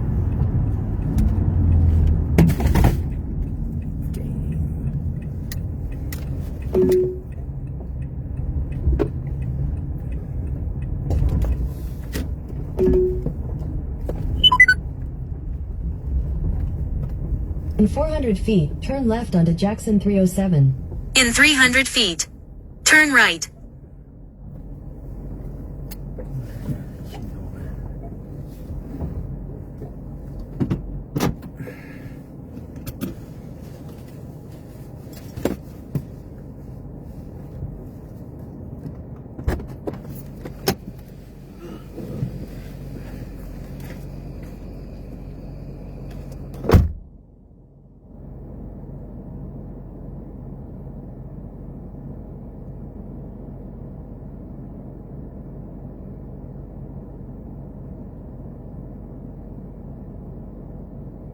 Take the next left onto Jackson 307.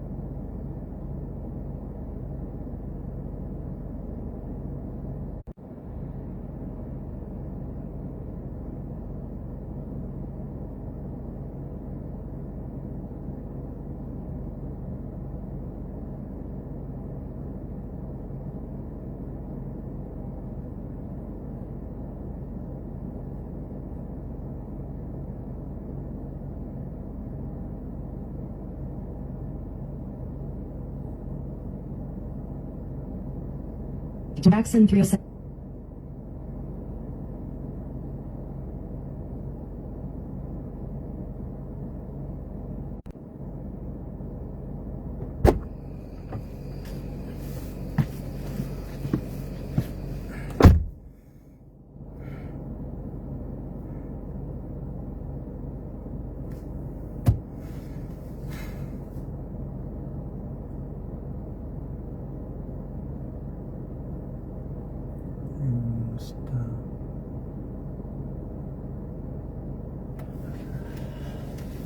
Head west on Jackson 8 toward Jackson 307, then turn left onto Jackson 307.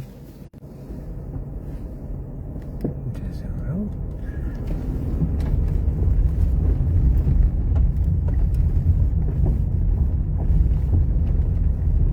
Take the next left onto Jackson 307. Turn right on County Road 307.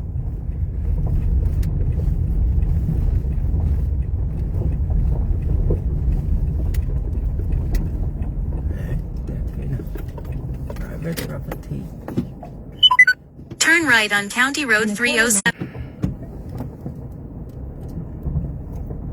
Take the next left onto Jackson 307. Turn right on County Road 307.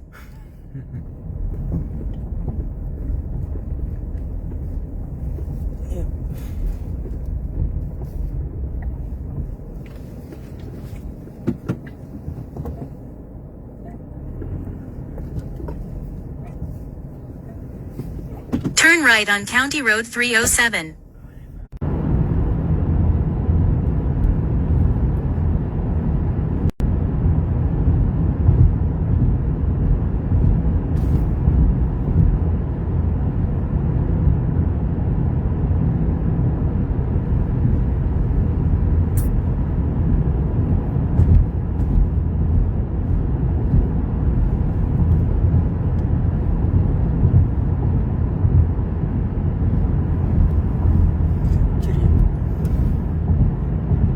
Nó buồn thật là nó buồn mua sập đi nên là chạy đi đẹp.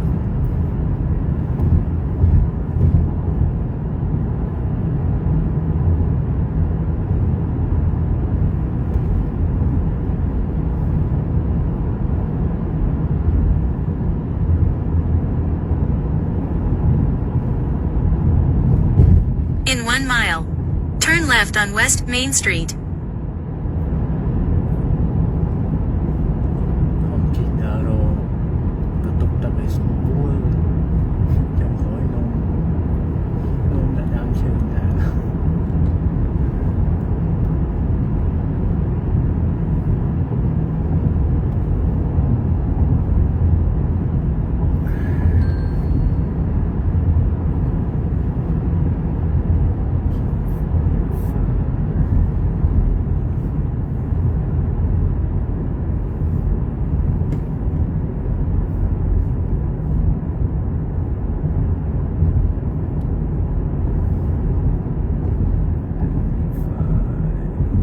In a quarter mile, turn left onto Arkansas 87 South, West Main Street.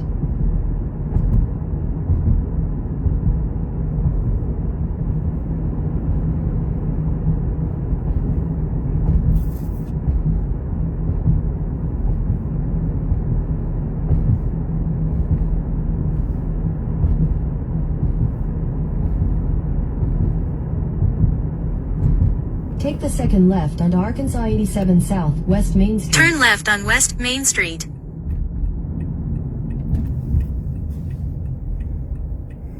Đấy, cái trên miền này coi cái này liệu bao nhiêu cái bất nói. Continue on Arkansas 87 South for half a mile. In half a mile. Turn right to I-57 South, US 67 South toward Bald Knob.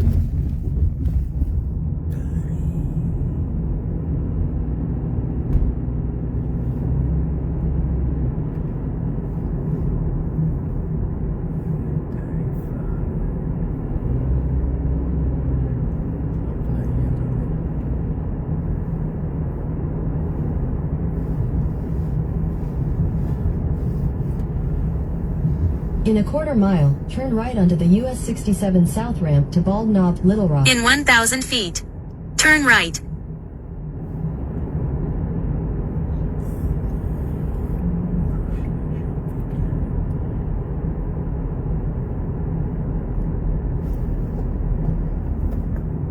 Turn right Turn right to onto the I-57 US South, South ramp. US Turn 67 right onto South toward I-57. Bald Knob.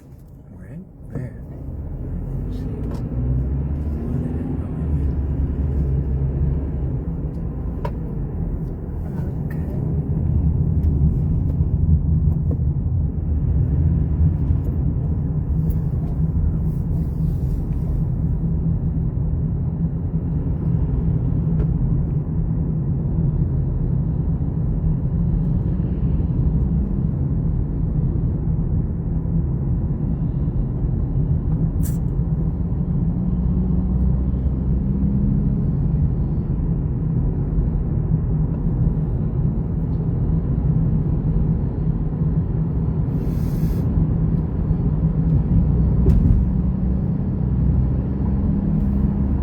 Continue on I-57. Continue straight for 65 45 miles. minutes to I-57 South.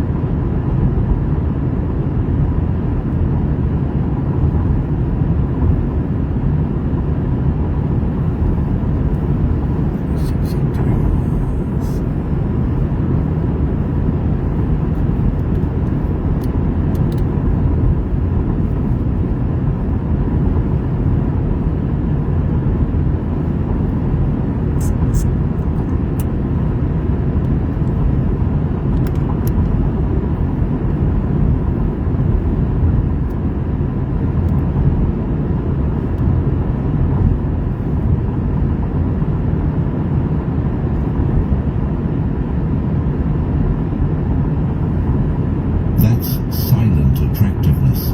It's not about being the center of attention. It's about commanding respect and admiration without saying much. It's a kind of energy, calm, composed, and deeply self-assured, that draws people in naturally. Being silently attractive doesn't require perfect looks or grand gestures. It comes from how you carry yourself, how you treat others, and how comfortable you are in your own skin. It's about mastering habits that speak louder than words, habits that project confidence, kindness, and self-respect without demanding attention. And here's the best part. You don't have to change who you are to cultivate this kind of presence. You just have to become more aligned with your best self. In this episode, we'll uncover 11 socially attractive habits inspired by Stoic wisdom. These aren't gimmicks or quick fixes. They're timeless principles that help you build inner strength, emotional intelligence, and a quiet confidence that makes people respect and admire you without you even trying. We're talking about embracing independence, mastering silent elegance, cultivating wisdom, and becoming someone whose presence alone leaves a lasting impression. By the end of this episode, you'll realize that true attractiveness isn't something you chase. It's something you cultivate from within. It's quiet. It's steady. And once you master it, you'll see how powerful it can be in transforming not just how others see you, but how you see yourself. So, let's get started, because becoming silently attractive isn't about making noise. It's about making an impact without needing to shout. Habit 1. Embrace your authentic independence. There's a certain power in those who don't need others to validate their worth, a quiet strength that's impossible to ignore. Authentic independence isn't about closing yourself off or proving you don't need anyone. It's about living life on your terms, being guided by your own values, and finding fulfillment in who you are, not in how others perceive you. This kind of independence is magnetic because it sends a clear, unspoken message. I respect myself, and I don't need external approval to feel whole. People are naturally drawn to those who stand strong in their individuality. In a world where so many are caught up in comparison and chasing validation, authentic independence is rare. It's refreshing. It's inspiring. When you're truly independent, you're not trying to keep up with anyone. You're focused on your own path, your own progress. And that quiet focus speaks louder than any words ever could. You don't have to tell people you're confident. They'll feel it. You don't have to announce that you're in control of your life. It'll show in the way you carry yourself, in your calm presence, and in your unshakable demeanor. But let's be real. Independence isn't easy. It means trusting yourself when no one's cheering you on. It means standing by your choices even when they're unpopular. It's about learning to enjoy your own company, not because you're avoiding others, but because you genuinely find peace within yourself. And when you reach that point, when you stop needing external noise to feel whole, you become someone others respect, admire, and are quietly drawn to. Authentic independence is the opposite of arrogance. It doesn't say, I don't need anyone. Instead, it says, I'm strong enough on my own, and that's why I can truly connect with others. It's about being whole, so that your relationships are built on mutual respect, not dependence. And that's what makes it so attractive. It's grounded, balanced, and quietly powerful. To cultivate this habit, start by reflecting on your values. Ask yourself, am I living according to what truly matters to me? Or am I being driven by what others expect of me? Independence begins when you start making choices aligned with your inner compass, rather than external pressures. Spend time alone, not out of loneliness, but to reconnect with who you are. Whether it's taking a walk, journaling, or simply sitting in silence, these moments strengthen your sense of self. When you cultivate authentic independence, you don't have to seek attention. It finds you. People will notice the calm confidence in your presence, the quiet assurance in your actions, and the unwavering strength in your character.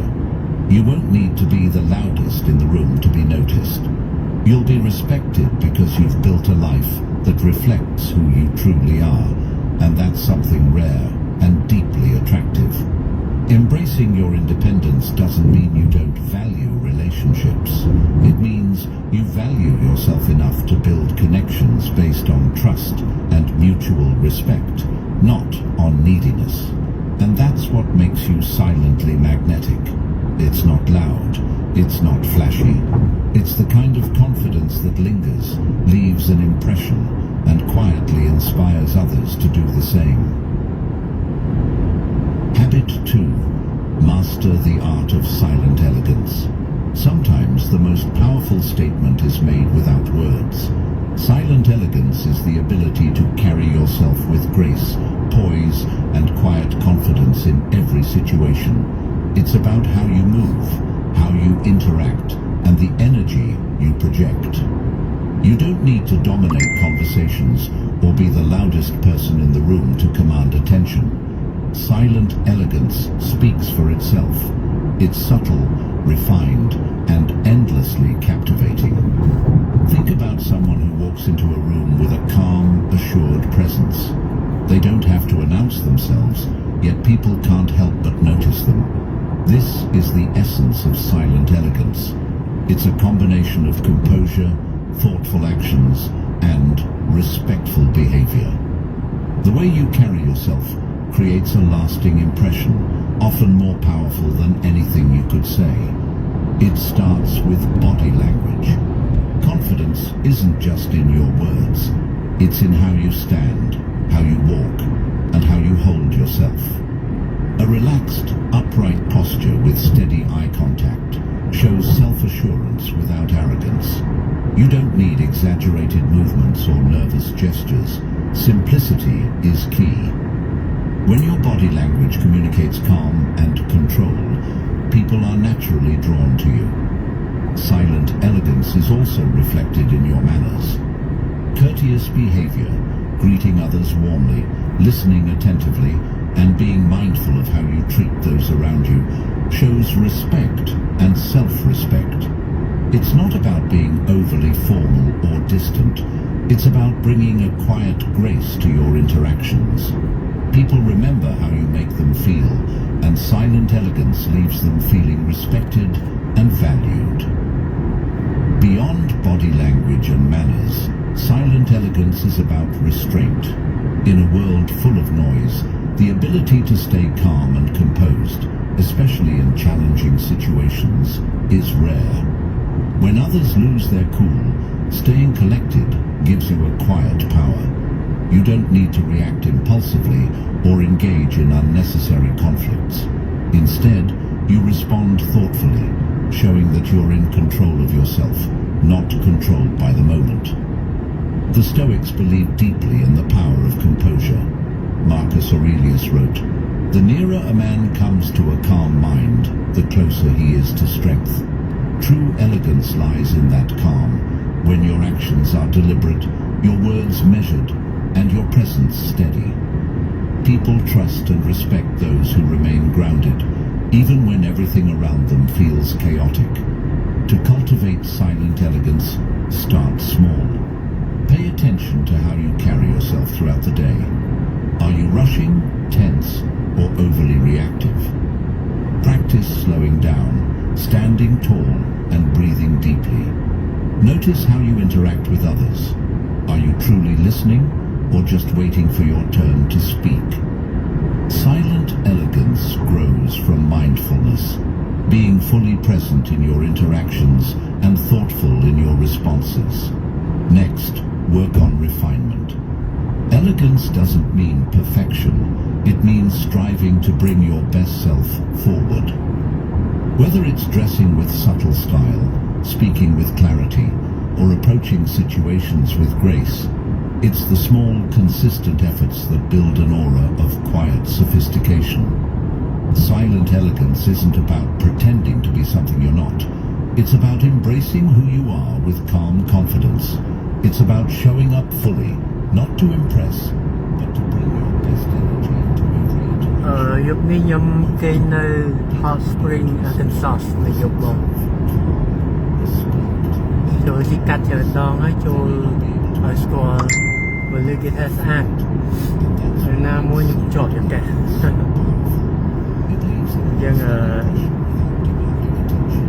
្រហែលជា2ម៉ោងទៀតទៅដល់គេងនៅយប់ហើយស្អែកឡើងដើរនៅម្ដុំ Hot Spring National Park គេមាន park ច្រើនដល់ល្ងាចបានចេញទៅទឹកសាស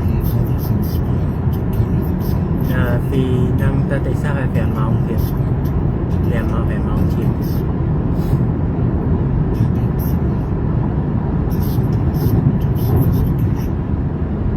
Sometimes, the smallest details leave the biggest impressions. The subtle scent of sophistication is one of those quiet, often overlooked aspects that can make you irresistibly attractive. It's not about overwhelming those around you. It's about leaving a faint, refined impression that lingers in their mind. A well-chosen scent reflects attention to detail, personal care, and a quiet sense of elegance, all of which contribute to silent attractiveness. Think about it. How many times have you remembered someone simply because of their scent? It's one of the most powerful, instinctive senses we have. A subtle, pleasant scent creates an aura of sophistication without requiring a single word. It's an understated way of saying, I take care of myself. I value the details. and it's in those details that true silent attraction is cultivated. But this isn't just about wearing cologne or perfume. Sophistication through scent is about balance. Overpowering fragrances can be off-putting, but a light, refined scent, whether it's a signature fragrance or even the clean, fresh smell of well-maintained hygiene, can make people naturally want to be closer to you. It communicates that you pay attention not just to how you appear, but to the unseen details that complete your presence. The art of scent goes beyond smell. It's about what it represents. Taking the time to choose a scent that resonates with your personality shows a level of self-awareness and intentionality. Whether it's something woody, fresh, or subtly sweet, your scent should reflect the calm, composed energy you carry. It should enhance your presence, not overpower it.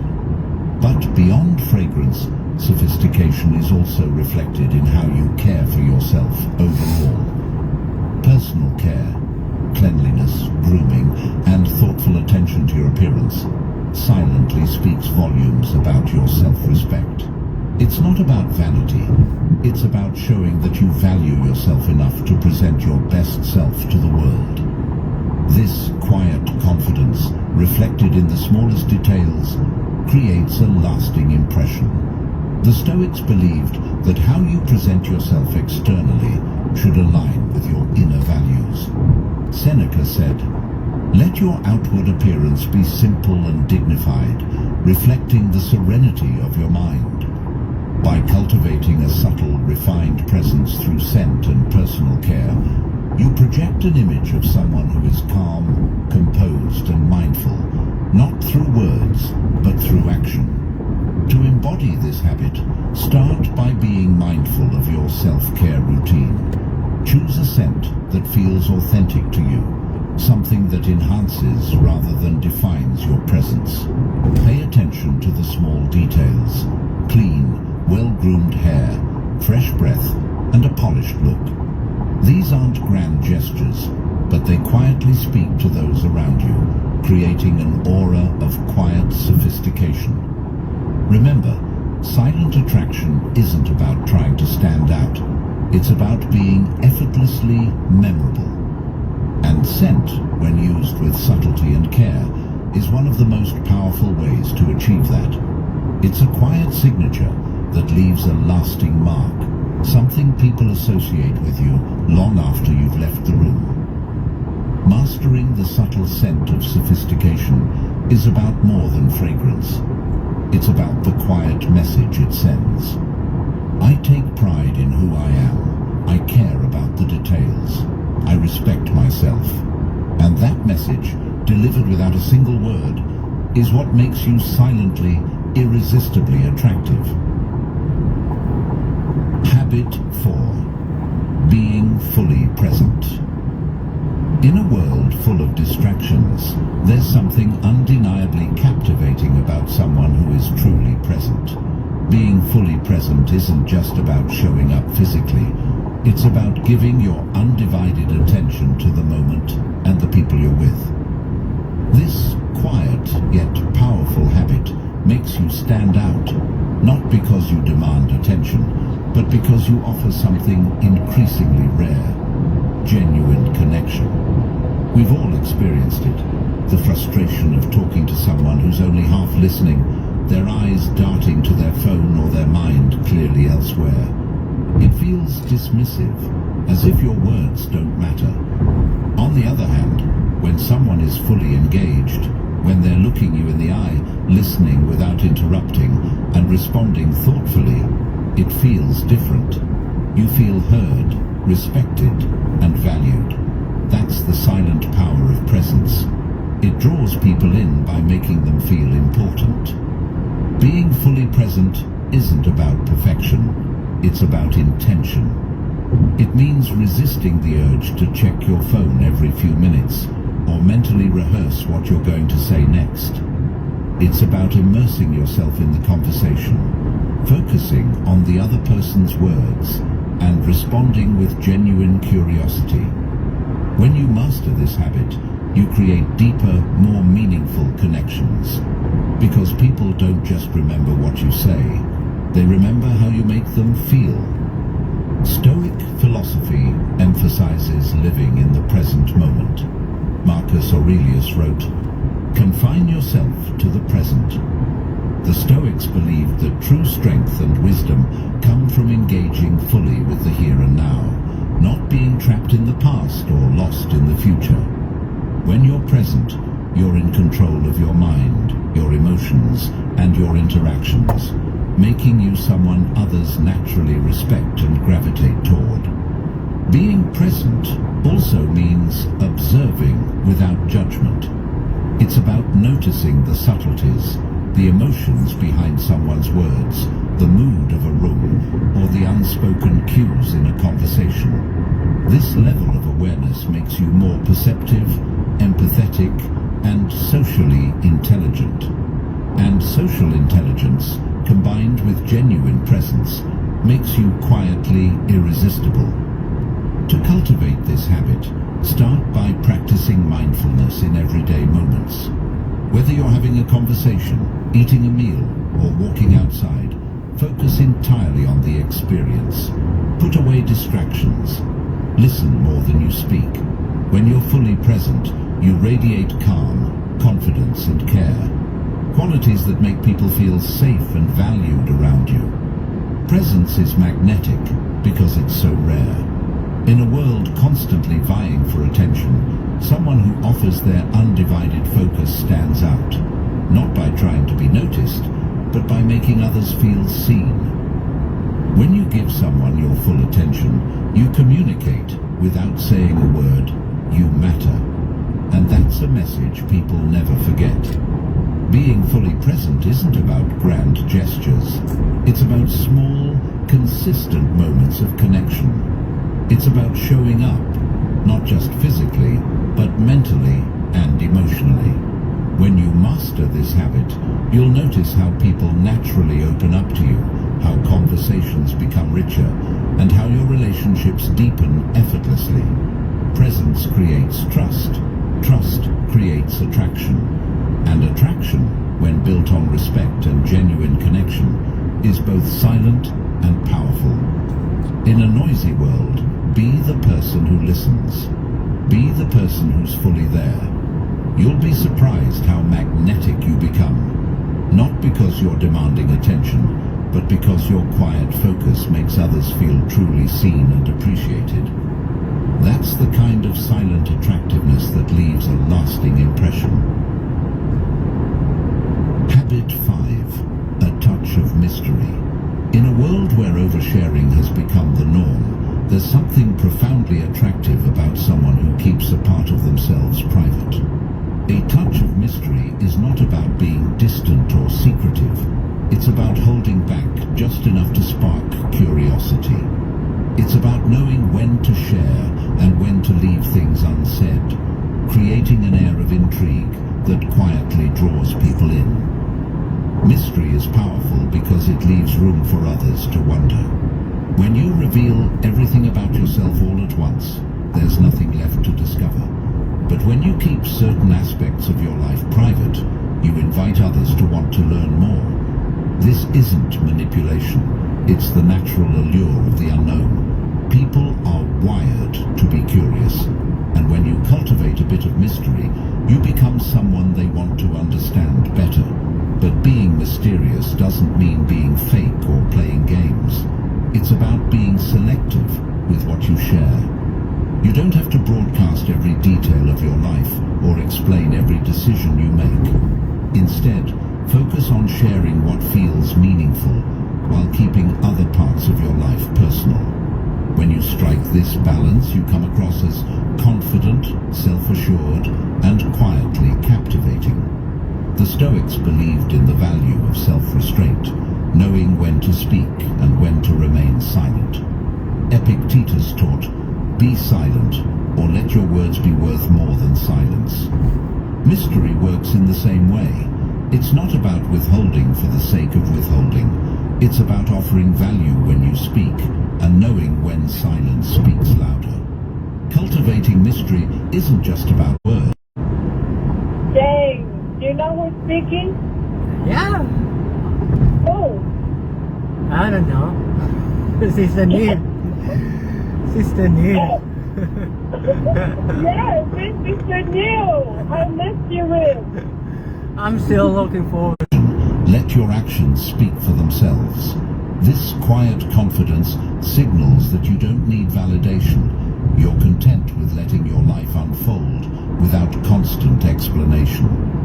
Another way to create a touch of mystery is by living a layered life. Be the kind of person who has depth, interests, passions, and values that aren't immediately obvious. When people get to know you, they should feel like they're peeling back layers, discovering new facets of who you are over time. This makes interactions with you more engaging, more memorable, and more meaningful. To embrace mystery, start by asking yourself, am I oversharing to seek validation, or am I sharing what truly matters? The goal isn't to become distant, it's to become intentional. Share enough to build trust and connection, but hold back enough to leave room for curiosity. Let people earn the right to know your deeper stories. This not only protects your personal space, but also makes those connections more rewarding. When you cultivate a touch of mystery, people won't be able to put you into a box. You'll remain intriguing, someone they can't quite figure out, yet someone they want to be around. Mystery invites attention without demanding it. It keeps people coming back, wanting to learn more, to understand you on a deeper level. In a world where most people are an open book, be the person who offers just a glimpse of the story. Let them wonder. Let them imagine. That touch of mystery combined with quiet confidence creates an irresistible presence, one that lingers in their minds long after you've left the room. Habit 6. Cultivate cultural wisdom. There's something undeniably attractive about a person who carries themselves with quiet confidence and a broad understanding of the world around them. Cultivating cultural wisdom means developing an open mind, embracing diverse perspectives, and enriching your conversations with insight that goes beyond the surface. It's not about showing off how much you know. It's about being someone who listens, learns, and offers thoughtful perspectives when the moment calls for it. Cultural wisdom isn't limited to knowing facts about different countries or speaking multiple languages. It's about being curious about people's experiences, traditions, and viewpoints. It shows that you're someone who doesn't live in a bubble, but actively seeks to understand the world beyond your immediate environment. This broad awareness adds depth to your character, making you someone who can engage meaningfully in any conversation. People are drawn to those who make them feel seen, heard, and understood. When you cultivate cultural wisdom, you become that person. You develop empathy for different ways of life, which allows you to connect with people from all walks of life. This quiet understanding makes you approachable and respected, without the need to dominate a conversation. Instead of imposing your views, you offer insights that invite reflection and dialogue. The Stoics believed in the importance of understanding the world and one's place in it. Marcus Aurelius wrote, "Look beneath the surface. Let not the outward appearances mislead you." Cultivating cultural wisdom allows you to look deeper, not just at people, but at life itself. It gives you the ability to navigate complex social situations with ease, because you're not rigid in your thinking. You've learned to see things from multiple angles, which makes you adaptable, thoughtful, and quietly compelling. To develop cultural wisdom, start by broadening your horizons. Read books that challenge your perspectives. Engage in conversations with people who have different experiences from your own. Travel, if you can, or explore new cultures through documentaries and online resources. The goal isn't to become a walking encyclopedia. It's to become someone who appreciates the richness of human experience. Another key aspect of cultural wisdom is listening without judgment. When someone shares their views, resist the urge to immediately agree or disagree. Instead, seek to understand their perspective. Ask thoughtful questions. Show that you're genuinely interested in learning, not just waiting for your turn to speak. This approach not only deepens your understanding, but also makes people feel valued in your presence. Being knowledgeable doesn't mean you have to dominate a conversation. In fact, the most attractive individuals are those who know when to speak and when to listen. When you do share, do so with humility and authenticity. Offer insights, not to impress, but to enrich the conversation. People respect those who contribute meaningfully without turning every interaction into a lecture. Ask yourself, am I open to learning from every person I meet? Cultivating cultural wisdom is less about how much you know and more about how willing you are to learn. When you embody this mindset, you radiate a quiet intelligence that draws people in, not because you're trying to be impressive, but because you genuinely care about understanding the world and the people in it. People are naturally attracted to those who bring depth to a conversation, who offer perspectives that make them think. By cultivating cultural wisdom, you become someone whose presence is both calming and intellectually stimulating. You'll find that people seek your company, not because you're loud, but because your quiet, thoughtful nature leaves a lasting impression. In a world where opinions are often loud and shallow, be the person who speaks with depth and grace. Cultivate wisdom not for show, but for the richness it brings to your life. And quietly watch as people are drawn to the calm, grounded energy you exude. That's the silent power of cultural wisdom. It makes you not just attractive, but unforgettable. Habit 7. The heartbeat of compassion. In a fast-paced world where everyone is rushing, pausing to show genuine empathy and kindness sets you apart.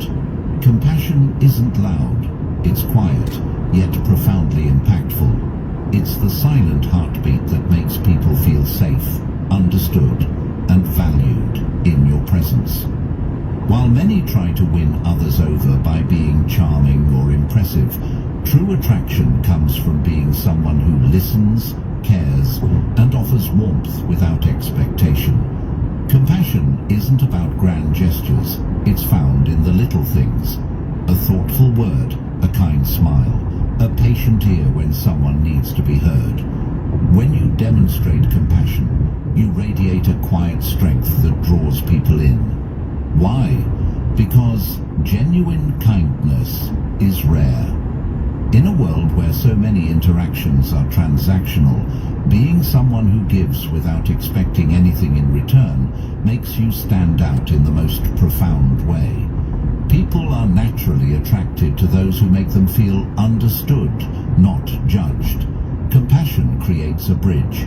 It allows you to connect with others on an emotional level, fostering trust and closeness. It's not about fixing people's problems or always having the right answers. It's about being present and showing that you care. And that simple act of presence leaves a lasting impression far more powerful than words. The Stoics, often perceived as advocates for emotional detachment, actually emphasized empathy and kindness as essential virtues. Marcus Aurelius wrote, "Be tolerant with others and strict with yourself." Stoic compassion isn't about being soft. It's about understanding the struggles of others while maintaining inner strength. When you approach life with this mindset, you become someone others feel drawn to, not because you solve their problems, but because your presence offers calm and comfort. Cultivating compassion doesn't mean letting others take advantage of you. It's about finding a balance, being kind but not a pushover, being empathetic but not absorbing everyone's burdens. Compassion starts with listening, not to respond, but to understand. When someone shares something with you, give them your full attention. Resist the urge to offer immediate solutions or advice. Sometimes, all people need is to feel heard.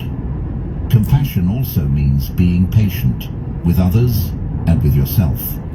No one is perfect, and life is messy. When you show patience in difficult moments, you demonstrate emotional maturity, a trait that is quietly attractive. People remember those who remained calm and supportive when things got tough. They may not say it aloud, but they'll carry that memory with them, and that's what makes you silently magnetic. Ask yourself, am I someone who makes others feel seen and valued? If the answer isn't always yes, that's okay.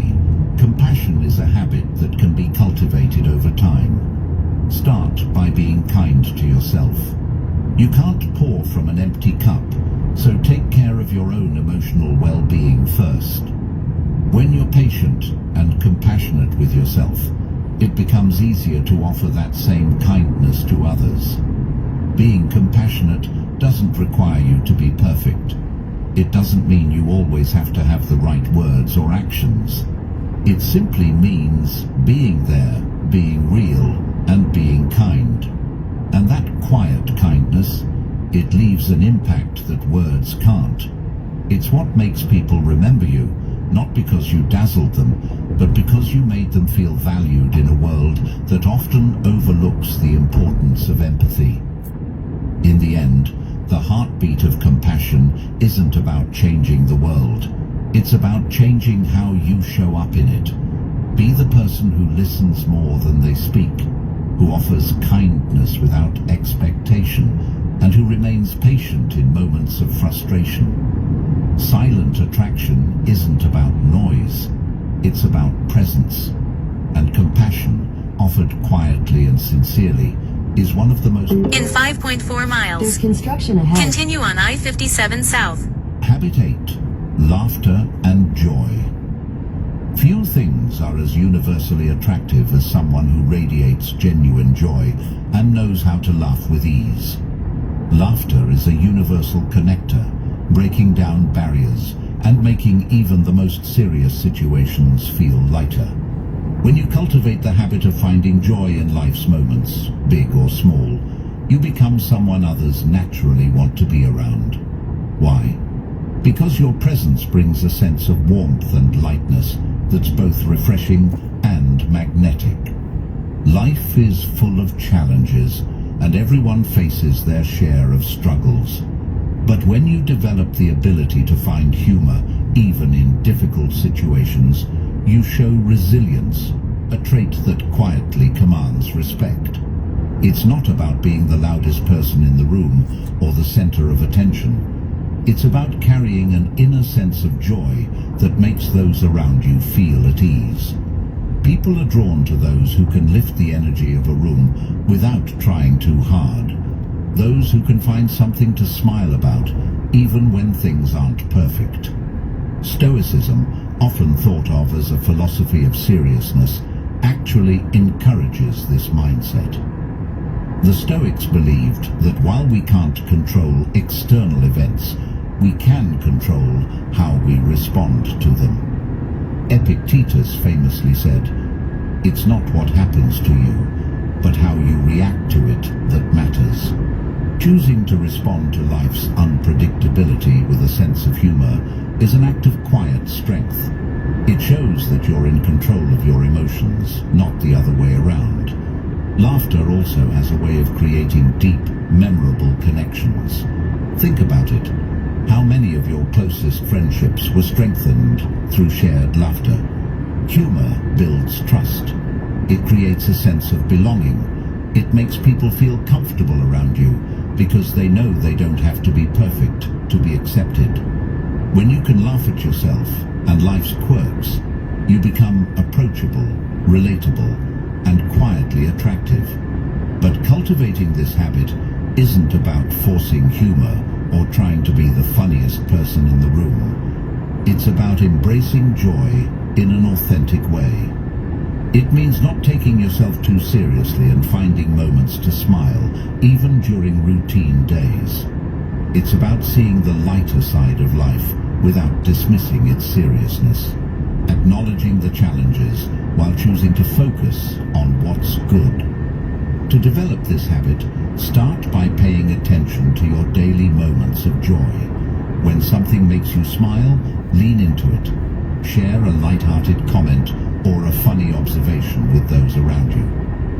Learn to laugh at your own mistakes, not in a way that diminishes your effort, but in a way that shows you're human and okay with it.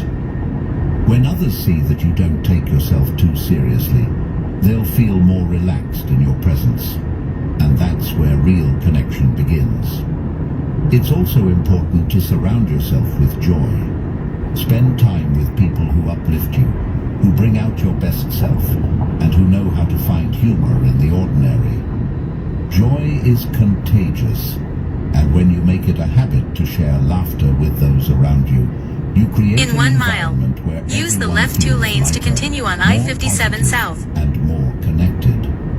Ask yourself, am I allowing joy to be a part of my daily life? Life doesn't always have to be serious. There's strength in being able to laugh, even when things aren't perfect. It shows that you can navigate life's ups and downs with grace and resilience, and that's a trait people admire more than anything else. Remember, silent attractiveness isn't about grand displays. It's about quiet, steady qualities that leave a lasting impression. Laughter and joy, when shared authentically, make you someone others are naturally drawn to. You don't need to force it.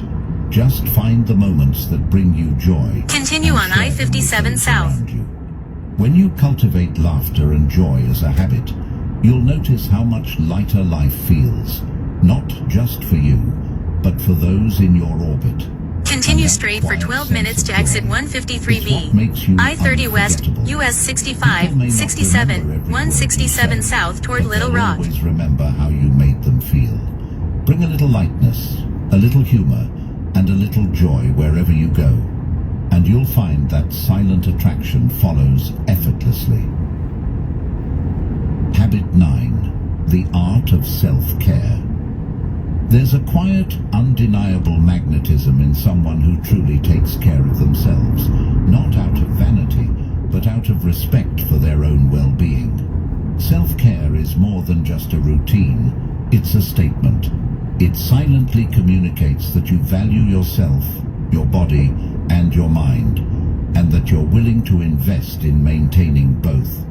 This habit makes you attractive in a way that goes beyond appearances. It projects self-respect, balance, and inner strength. When you prioritize self-care, you send a clear message to the world. I respect myself enough to prioritize my health and happiness. This quiet confidence naturally draws people in, not because you're seeking attention, but because people are inherently drawn to those who exude vitality and balance. Self-care doesn't mean pampering yourself endlessly. It's about consistently doing the things that keep you grounded, energized, and at peace. The foundation of self-care starts with physical well-being. A person who takes care of their body through regular exercise, proper nutrition, and adequate rest projects a silent but powerful message of discipline and respect. You don't need to look like a fitness model, but maintaining a healthy lifestyle shows that you take responsibility for your own well-being. When others see that you respect your body, it creates an unspoken admiration. They see someone who values themselves enough to stay committed to their health. But self-care isn't just about the body, it's also about mental and emotional well-being. Life is stressful, and we all face challenges. However, those who practice self-care cultivate habits that help them manage stress effectively. Whether it's through meditation, journaling, or simply taking time to unwind, self-care allows you to stay mentally resilient. This mental clarity creates a calm, composed presence, something that others can sense and understand. Stoics believed in maintaining balance and inner harmony. Seneca once wrote, "A sound mind in a sound body is a short but full description of a happy state in this world." Practicing self-care aligns perfectly with this Stoic wisdom. When you care for both your mind and body, you cultivate a state of balance that makes you not only feel better, but also become more attractive to those around you. You radiate calm, control, and quiet strength. Self-care also involves setting healthy boundaries. It means knowing when to say no, when to rest, and when to prioritize your needs over the endless demands of the world. People who respect themselves enough to set boundaries are often more attractive, not because they're unavailable, but because they know their worth. Boundaries protect your energy, and when you're mindful of where you invest your time and attention, you naturally draw respect from others. Ask yourself, am I taking care of myself in a way that reflects my own self-worth? If the answer is no, it's time to start small. Begin by making self-care a non-negotiable part of your daily life. Whether it's getting enough sleep, eating nutritious meals, or taking a few moments to breathe deeply and center yourself, these small acts of care compound over time, creating a life that feels balanced and fulfilling. True self-care isn't selfish, it's essential. When you take care of yourself, you show up better for others. You have more energy, more patience, and more clarity to offer in your relationships. And that quiet sense of balance, it's deeply attractive. People notice those who seem calm, composed, and full of life, not because they're trying to be noticed, but because they've cultivated a life that feels good from the inside out. In the end, the art of self-care is about consistency. It's about showing up for yourself every day, even when life gets busy or stressful. It's about honoring your body, your mind, and your emotional well-being, knowing that by doing so, you're building a foundation for a more peaceful, vibrant life. And when you practice self-care consistently, you'll notice something remarkable. People will be drawn to the quiet confidence and inner strength that comes from truly valuing yourself. Self-care isn't loud. It doesn't demand attention. It simply shows. And in that quiet, steady practice, you become someone whose presence feels balanced, grounded, and irresistibly attractive. So, take care of yourself, not because anyone's watching, but because you deserve it. And watch how, without saying a word, the world takes notice. Habit 10. Emotional intelligence and social awareness. There's something effortlessly magnetic about a person who truly understands the emotions of those around them. Emotional intelligence and social awareness are among the most powerful yet understated habits you can cultivate to become silently attractive. It's not about manipulating situations or trying to control outcomes. It's about knowing how to read the room, respond to people's emotions, and navigate social interactions with grace and empathy. At its core, emotional intelligence is the ability to recognize, understand, and manage your own emotions while being attuned to the emotions of others. Imagine being in a tense situation where everyone is on edge. The emotionally intelligent person doesn't add fuel to the fire. Instead, they stay calm, observe, and respond thoughtfully. This quiet composure makes them someone people naturally respect and look to for guidance. People often remember how you made them feel more than what you said. When you practice emotional intelligence, you create a space where people feel seen, heard, and understood. You're not trying to dominate conversations or prove your point. You're listening, engaging, and responding in a way that fosters connection. This subtle yet powerful habit makes you memorable. not because you demanded attention, but because your presence made others feel valued. Social awareness, on the other hand, is the ability to pick up on social cues and adapt accordingly. It means knowing when to speak and when to listen, when to step forward and when to step back. The Stoics placed great importance on self-mastery and understanding others. Epictetus taught, "We have 2 ears and 1 mouth so that we can listen twice as much as we speak." Social awareness allows you to do just that. It helps you engage meaningfully without overwhelming or dominating the conversation. Developing emotional intelligence starts with self-awareness. Ask yourself, how do I typically react in emotionally charged situations? The goal isn't to suppress your emotions, but to respond to them in a balanced way. In 2 miles, use the left lane to take the I-40 West, US 67 South exit toward Little Rock, Fort Smith. That people find incredibly attractive. You're not easily rattled, and that stability is something others naturally gravitate toward. Once you've cultivated self-awareness, the next step is empathy, truly understanding what others are feeling, even if they don't say it outright. Empathy isn't about fixing people's problems, it's about showing that you care. Sometimes a simple nod, a patient ear, or a thoughtful response can make all the difference. It's these small, quiet acts of understanding that create lasting impressions. Social awareness also involves being mindful of the energy you bring into a space. Are you adding calmness, or are you contributing to tension? When you walk into a room, observe before acting. Pay attention to the dynamics at play. By doing this, you become someone who isn't reactive but responsive, someone who knows how to engage in a way that enhances the atmosphere rather than disrupts Watch out, it. vehicle on To shoulder cultivate ahead. this habit, practice being fully present in your interactions. Put away distractions, make eye contact. In half a mile, use the left lane to take the I-40 West, US 67 South exit toward Little Rock, Fort Smith. Those around you. These small, mindful actions may seem subtle, but they have a profound impact.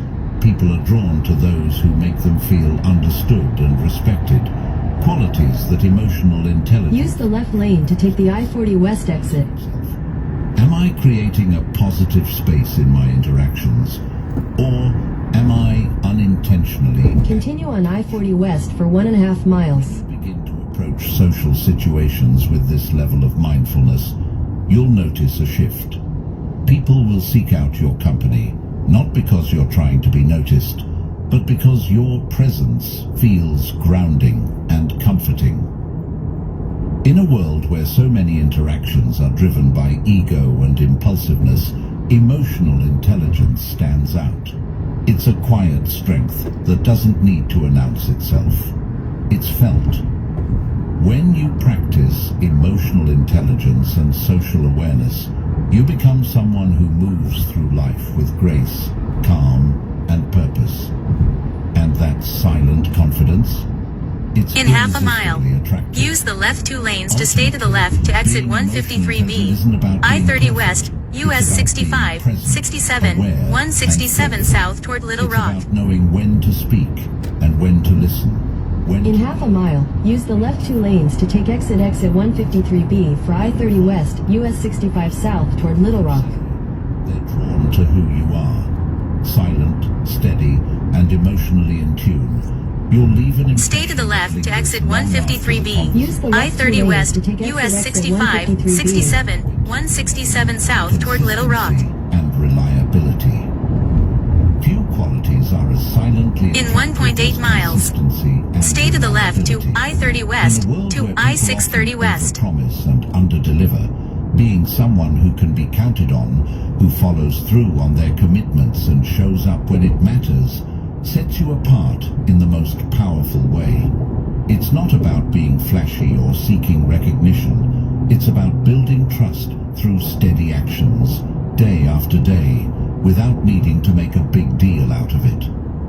Consistency creates a sense of stability in your relationships. When people know they can rely on you, whether it's for advice, support, or simply keeping your word, it fosters a quiet respect. You don't have to shout about your In 1 mile, dependability. use the It's left 3 shown lanes to through stay your to the left. actions.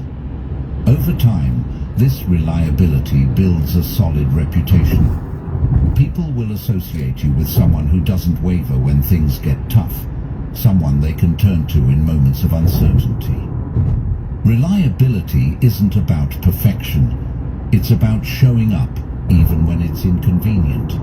It's about being the kind of person who, when they say they'll do something, actually does it. Think about how rare that is in today's world.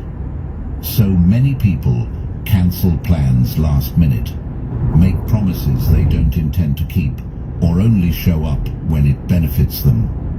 When you consistently do what you say you will, you stand out. Not because you're loud, but because you're steady. Stay to the left to Stoicism I-30 West places a to strong I-630 emphasis on West. discipline and living according to one's principles. Marcus Aurelius advised, waste no more time arguing about what a good man should be.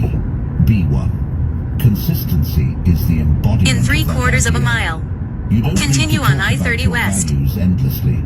Live them, and people will see it. The quiet strength of being dependable creates a kind of silent magnetism. People trust you, respect you, and want to be around you because they know you're grounded. Consistency also reflects... There's an object on road ahead. When you're reliable, you're not just keeping commitments to others, you're keeping commitments to yourself. Whether it's showing up for your personal in 1,000 goals, feet, maintaining use your the left habits, 2 lanes to or continue staying straight. true to your values, being consistent in how you live builds your confidence. And that quiet confidence is deeply Continue on attractive. I-30 West. It's not forced, it's earned. To cultivate this habit, start by keeping small promises. When you say you'll do something, In follow 1.8 through, miles. no matter how Stay to minor the it right may 2 on seem. I-30 West Over toward time, Texarkana. these small actions compound into something greater. You build a track record, not by making grand gestures, but by showing up again and again in both the big moments and the small ones. Reliability also means being emotionally consistent. It means not being unpredictable or reactive in your interactions. People are naturally drawn to those who bring calm, steady energy into a room, those who aren't easily swayed by external chaos. When you cultivate emotional steadiness, people feel safe around you. They trust that you won't In 1 mile, overreact or disappear use the right when 2 things lanes to get stay to the difficult. right. Ask yourself, am I someone people can rely on? If the answer isn't always yes, start small.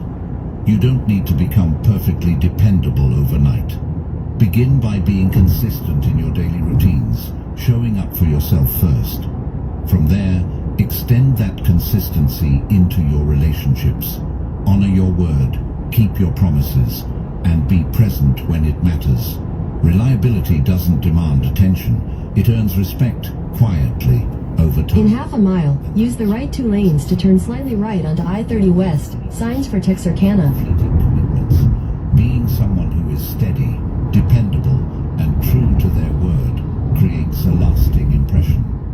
You become someone people admire, not because you're trying to impress them, but because your actions speak for themselves. Use the right 2 Stay to lanes the right turn 2 on slightly I-30 onto West I-30 toward West, Texarkana. signs for Texarkana. Isn't about grand gestures or quick fixes.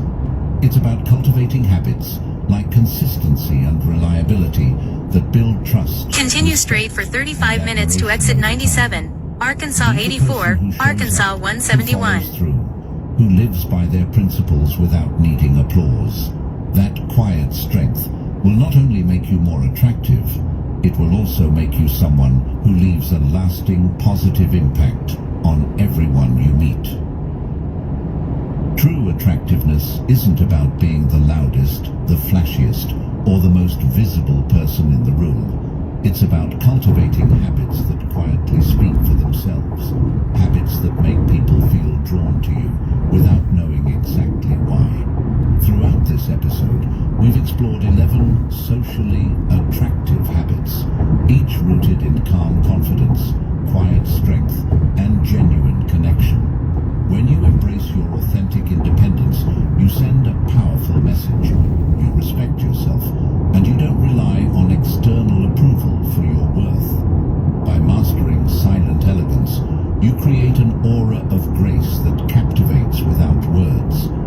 Through subtle sophistication, you show attention to detail, while being fully present allows you to forge deeper connections. A touch of mystery leaves people intrigued, and cultivating cultural wisdom broadens your mind, making every interaction richer and more engaging. Compassion, humor, self-care, emotional intelligence, and consistency. Each of these habits adds a layer to your quiet magnetism. Together, they create a presence that is calm, composed, and effortlessly attractive. The beauty of these habits is that they don't require you to change who you are. They invite you to become more aligned with the best version of yourself. Silent attraction isn't about demanding attention. It's about becoming someone who inspires respect and admiration naturally. It's not about being perfect. It's about being real, being intentional, and showing up fully in every moment. When you cultivate these habits, you don't just enhance how others see you, you transform how you see yourself. You begin to carry yourself with a quiet assurance, knowing that you are enough just as you are. In the end, true attractiveness is rooted in self-respect and intentional living. You don't need to be loud to leave a lasting impression. You don't need to chase approval to be admired. When you live authentically with purpose and quiet confidence, people will be drawn to you, not because you're trying to be noticed, but because your presence brings something rare: calm, connection, and genuine depth. So as you move forward, reflect on these habits. Which ones resonate with you? Which ones can you begin to cultivate today? Remember, it's not about making drastic changes overnight. It's about small, intentional steps that quietly reshape your presence over time. Thank you for listening. If this episode inspired you, take a moment to reflect on how you can incorporate these habits into your life. Stay true to yourself. Keep growing, and let your quiet confidence speak louder than words. Until next time, stay grounded, stay intentional, and keep becoming the best version of yourself.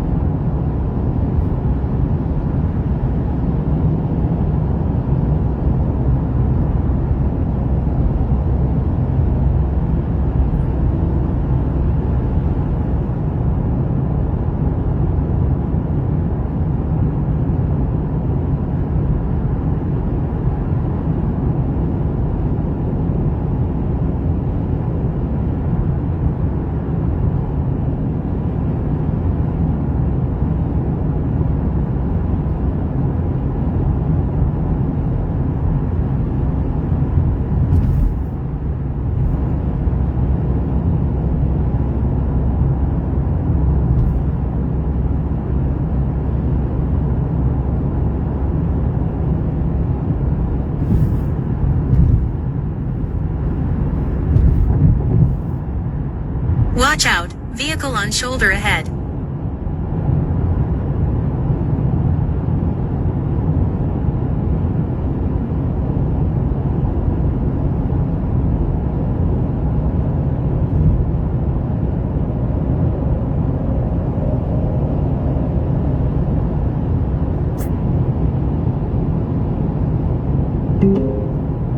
There's an object on road ahead.